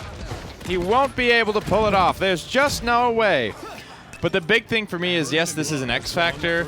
I'm looking at the way Phoenix's Atlas just abused Random Noob specifically last time they played Envy here. I think his Atlas can take over the game, or at least make things much easier for what could be a slightly uncomfortable Mutu. The last time we saw Phoenix's Atlas earlier in this set, he did just that. He took over the game. Already has a kill here. Creatives throws his hat on another, making a double now for the Cassie. He says, I can play it too. 72%, a couple kills for Lazy as well. Natus Vincere well on their way to point number 1. Looks like it will be that way pretty quickly as well. No ultimates in the conversation, and are only at 19% ult charge when it's all said and done here for Na'Vi. They're off to the races. This one might be a little bit of that Kanga situation where they've had to play on SSG's map picks all set long, and they get one of their own, and all of a sudden it just goes their way. The set just kind of comes to a concise close here, but it's far too early to count anyone out at this stage of the game here. It's Atlas, though. It's a big pick for Phoenix. And as long as he does his thing, it's going to be tough to beat. Yeah, unfortunately, Creatives and Phoenix losing their lives early on. And this one is going to stall out this initial push. Still plenty of time, though. Minute and 45. Only about a minute is ticked off of that starting clock there. And now they have their first round of ultimates almost all ready. The Scout came out for Cassie on the Natus Vincere side of things. So Spacestation have the utility to play with here on the defensive side of things. Natus Vincere, I feel like they're trying to outflank Spacestation right now. Here comes the King Bomb. It's rolling through. I was all turned around there. Oh wait, no, I was right. They rotated seemingly into each other's bases or something weird like that. They did a weird do-si-do. Here comes the ultimate. Sadak opens up this fight with a kill onto Phoenix. This is one of the weirder. I was so wait, to clarify, they're in Space Station's base right now. This is our base. You're right. I was so confused. All your base belong to us. There you go. That's on a t-shirt. I don't know what that's from, but I know that was a Warcraft 3 cheat code. It's an old. Well, I can explain it after this fight. Mutu with a good evil mojo. Finds Sadak. He's got just trying to stay alive, walks through the healing puddle, and I think that might have saved his life on the way out there. Natus Vincere still fighting with their back to Space Station's base, and this is what you have to look out for. Once the respawns come through, they're going to be in from behind of Natus Vincere right now. That doesn't matter. They find 4, and they're pushing this payload back towards the enemy team's base, not their own base. Is it Star Trek? Is that what that's from? It is. It is. Oh, what is the name? I will admit I forget the name of the game, but it's a really old game. Command and Conquer. Right. Something like that. I'm surprised Blake hasn't chimed in already. Something along those lines. I mean, I'm surely butchering the history of this, but it's some old game, and I don't know if I don't know the reasoning behind it, but like when the enemy team won, when the AI beat you, they said all your base belong to us, and like they just never bothered to fix it. So that's like the most butchered way I could have told that story. But yeah, it's some old game that came out back in the day. We've got our top men on it. We got the top minds in esports are on it right now. Lois. Oh, jeez. If there was anyone I would trust with a random factoid in my life, it would be Blake the God Lindsay. That's true, and he'll have it. We'll have it shortly. Rest assured, it'll come through here. Zero Wing is the name. I'm sure chat was letting us know the entire time. Unfortunately, we can't see it in here. Oh, they weren't letting us know. All right, chat was just as clueless as we were. Zero Wing it is, chat. Make note. Paladins fans are too young for that one. Yes, I'm too young for that one. I know. I definitely did not have any idea. That was a good mid-fight from Natus Vincere. As they bust out of their base here, resilience is starting to come online. Here's the crossfire, looking for a little bit of value, but a lot of it's being mitigated right by the wall. Mutu dancing around up. Oh, he's not able to finish off the kill onto Tyra. Instead, he's delivered on a silver platter. Phoenix, in the meantime, though, answers back with one for Natus Vincere. They're all clumped up. Can they rotate around? Ares is going to see to it that they don't. That's a double now for the Tyra. Ah, tough stuff there. Can't. And again, this wall, it's so good on Jaguar Falls. It's one of Inara's best maps for that reason alone. Now you can see the big game damage, but Creatives is not overly concerned with the Inara, even though he landed the disengage. Yeah, you just deal with her. Backhand her out of your face, Creatives. You have the exact character you need. He does exactly that. Up and over goes Phoenix, but he gets a fadeaway shot with the help of Spunky here, and they've retaken this point, 51%. Space Station are not in a position to contest just yet. They have to hang out behind this wall. They've now just overtaken Space Station, so still plenty of time for one of these two teams. Just playing it slow right now. 93% they need to go. But the Exiles may keep them from getting in there. The crossfire up for the second time in this mid-fight. Come on back. A great setback onto Ares, but Phoenix is controlling so much right now. He has three characters turned towards him right now, and he's keeping their attention for so long that Natus Vincere are able to capture the point. Oh, you don't say. That's what he's been doing so well. No, jokes aside here. Phoenix on Bright Marsh, on Splitstone, on Ascension Peak, now on Jack Falls. You can see that he's okay to die for these situations. He's not concerned with his slash line. He doesn't care about getting out and war dooming his way to the top of the frontline KD charts. All he wants to do is give his team as long as possible to win these damn fights. He's going to 2v1 here, nearly does. And again, he has so many members. Ooh, that's a bit fortunate, running behind the wall on the Dread Serpent. So not as much value as Mid-Tau was, as Mid-Tau was hoping for in this case. He does have a 7 streak, so he's keeping himself alive. The overpower is going to connect this time around, but the payload push is stalled out right where we're at. Natus Vincere backing off, regrouping. All ultimates getting used, save the Dome Shield. The Evil Mojo is going to be ready right now if they need to use it. Ooh, peekaboo. Good little angle. I thought he was going to throw it out there, but he did not. Well, King Bomb is going to be rolling out and away. Lazy. He's found. Spotted. Later, idiot. You've seen through my guys and found me around the corner. FRZ sees to it that Lazy and Mutu are not participating in this fight. Creatives is able to send Sadak running on home. You know what that looked like? I played some Dead by Daylight last night, and I was running away from the killer, and my only option was to break line of sight for half a second around a door and crouch in the corner and hope that she blew by me. And did it work? And she did. It did. It worked for me, not so much for Lazy. I'm just glad Freeze God wasn't playing the killer in my game. Hoping you would have said, "Of course not. It didn't work." There's that old CS:GO clip where it's like, yeah, you know, we're down 15-1. We just got to come back one game at a time and really get the guys boosted into it. And then the interviewer goes, and then what happened? Oh, we lost 16-1. Right off the bat. It's 3-1 now for Natus Vincere. They need to win Yeah, Spacestation, I should say, need to win 3 straight in order to pull this one back. They'll be looking for a little motivation from their side. Phoenix gets stunned out by the seismic crash, but Rochelle has a lazy dancing around with the dome shield as well. The wall's going to keep him from participating too heavily in this fight. Lazy finds one, Creative finds another. The numbers are in favor of Natus Vincere here. Certainly are. That's a nice kill from Creatives across the way. He's free firing Dave. Nobody's looking at him. And he's able to take any type of angle, any type of map positioning that he wants. This one quietly rolls through after that victory. The ship finds its port. The payload finds its point right now. And now we are on game and set point for this second set of the day. Ares had some good crossfires in this one to keep his team in it. But just wasn't enough at the end of the day. Na'Vi with the rotations. The setbacks from Phoenix have been great. The Atlas is taking this one over. The damage is there as follow-up as well. Everyone on Na'Vi doing their job. Ares is trying to claw something back. But unfortunately for him and the rest of SSG, it's 3-1 here, 3-1 in the set. One more point wins it for Na'Vi. 3-2. A couple of resiliences coming online. Something to be aware of for Na'Vi. I think Phoenix did buy a lot of time with that Exile. Hit 3 different targets, milking most of them for that full duration. Evil Mojo. It's been a little bit quiet. Freeze God's the first one to go down. I'd love to see an Evil Mojo here. Yeah, didn't quite see what happened there. He just kind of ran into too many members of Natus Vincere, I think. They're on the point, dancing around, just trying to mitigate. Rochelle, that was good on his end, just trying to keep as much percentage from going through. He knew he was going to die. Let me just stand on the point and give my team as much time as possible to get back through. But that was clean and calculated. They still have 4 ultimate Space Station. They didn't have enough time to use, well, anything here.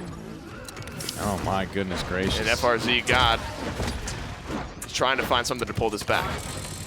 2 teams that we expect to be competing for High-Res Expo. Y'all can grab your tickets now, but SSG still got to get through this Evil Mojo, and that is a dedicated chicken right there. He's going to get that damn overtime touch if it kills him.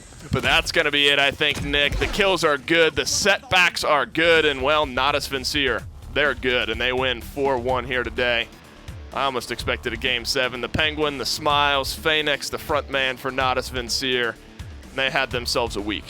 Yeah, certainly have good drafting. Even Mutu with a smile. Wait, no, that is a. Are you look at this, guys? That is a soft smile. This is history, but for Mutu, you can see there how. It is. Oh my God, Mutu teeth.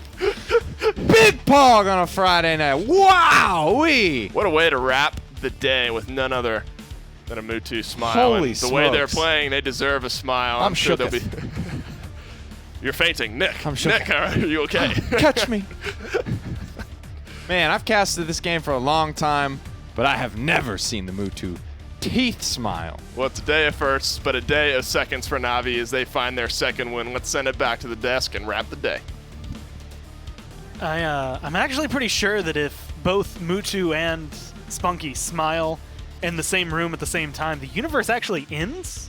I don't know if I don't say read anymore. that one right, but Just don't give him the idea. It happens already. We got close once. The World Championship. It was. Let's just not talk about it. just not talk about it. Let's please not talk about it, Gore. I'm Instead- trying to have a Friday night, not get blown into oblivion. Okay. Well, Na'Vi are having the Friday they wanted. They come in another 4-1 at the very end. Only close game of the set was, well, the 4-3. Everything else literally came down to being a 4-1. And when it came down to it, it was a bounce between, well, everybody. 93,000, almost 94,000 damage coming down from Creatives.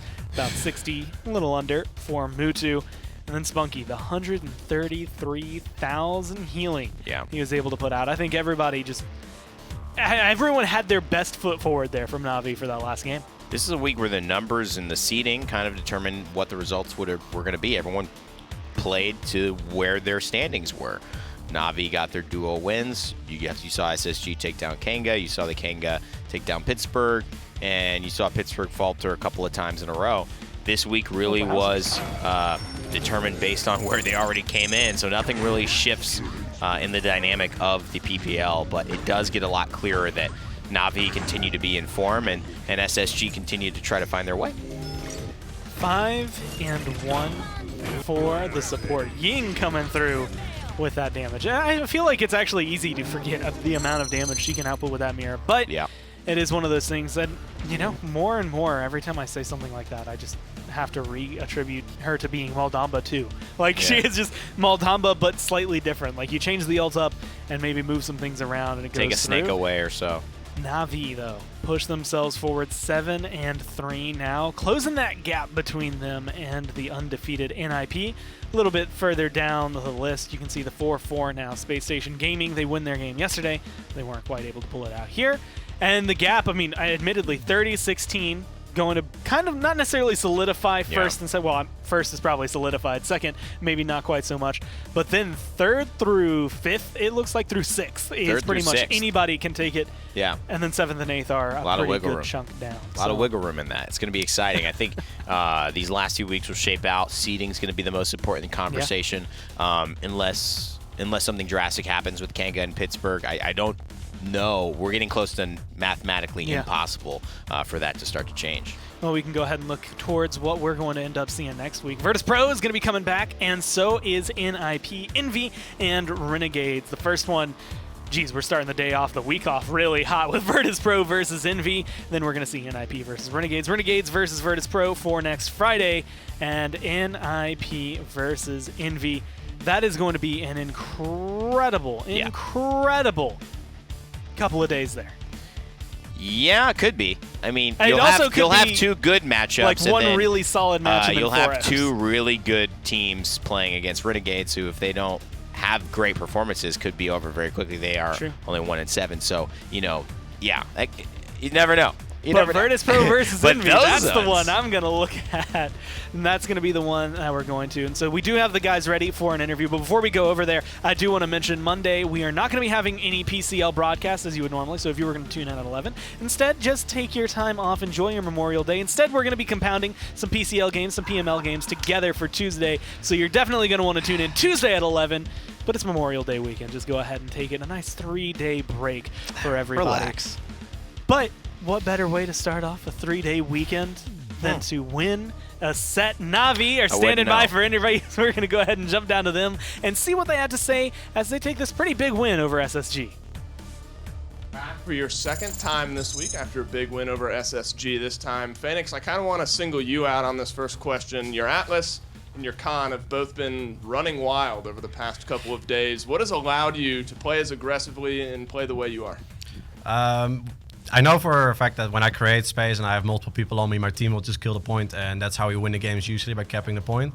And Khan and Atlas have so much damage that they cannot ignore you, like an Ash or a Fernando. They have to fight you, and if they don't, then I just get kills myself. So Khan and Atlas are a really good pick for me in my playstyle. Were you guys at all surprised at the way SSG played? What do you think was going wrong for them? Was it the way they were drafting, or just focusing you too much, target prioritization? What was it in your eyes? I think it's a combination of draft and also like their strategy, because we banned Eevee quite a lot to put Freeskull in a different position than he was yesterday. You never want an enemy player to be comfortable. And also strategy, because it felt like whenever they tried to go point, they wouldn't go all in. Whenever they tried to go to the side, they wouldn't go all in. They had split focus, and that's what caused the most point fights. Last question. How much do you guys feel that the Thursday games affect like the Friday games? Whether it be you learning something about yourself that you want to fix from the Thursday games, whether it's getting to watch what they're doing and what they might be exploiting on. Do you guys feel like that has an impact on the way you play today, or were you prepared to play SSG this way, a week, 2 weeks ago? I think you can still answer that question. I guess I'm answering. He's just here, it's so the same way we prepared 2 weeks ago or like Thursday. Yes, you get some information, but it's not like all the information. You're not going to adjust too much in one day. You still have to stay true to yourself and know what you've practiced and be comfortable in what you've practiced. So I don't think the Thursday or Friday makes a big difference. However, it does help you with getting people off comfortable picks, like getting someone of an Eevee or someone of a Makoa or someone of an Atlas or someone of a Khan. Sure. Guys, thank you so much. Congrats on the win. Enjoy your weekend, guys. Thank you so much for watching along with us today. That's going to do it for us here in the studio. That was it for PPL. Remember, no PCL on Monday. Action's going to kick off again on Tuesday. Thank you all, and have a good night. The Paladins Premier League, brought to you by Skillshot, High Res, Evil Mojo, INAP, Steel Series, and Respawn.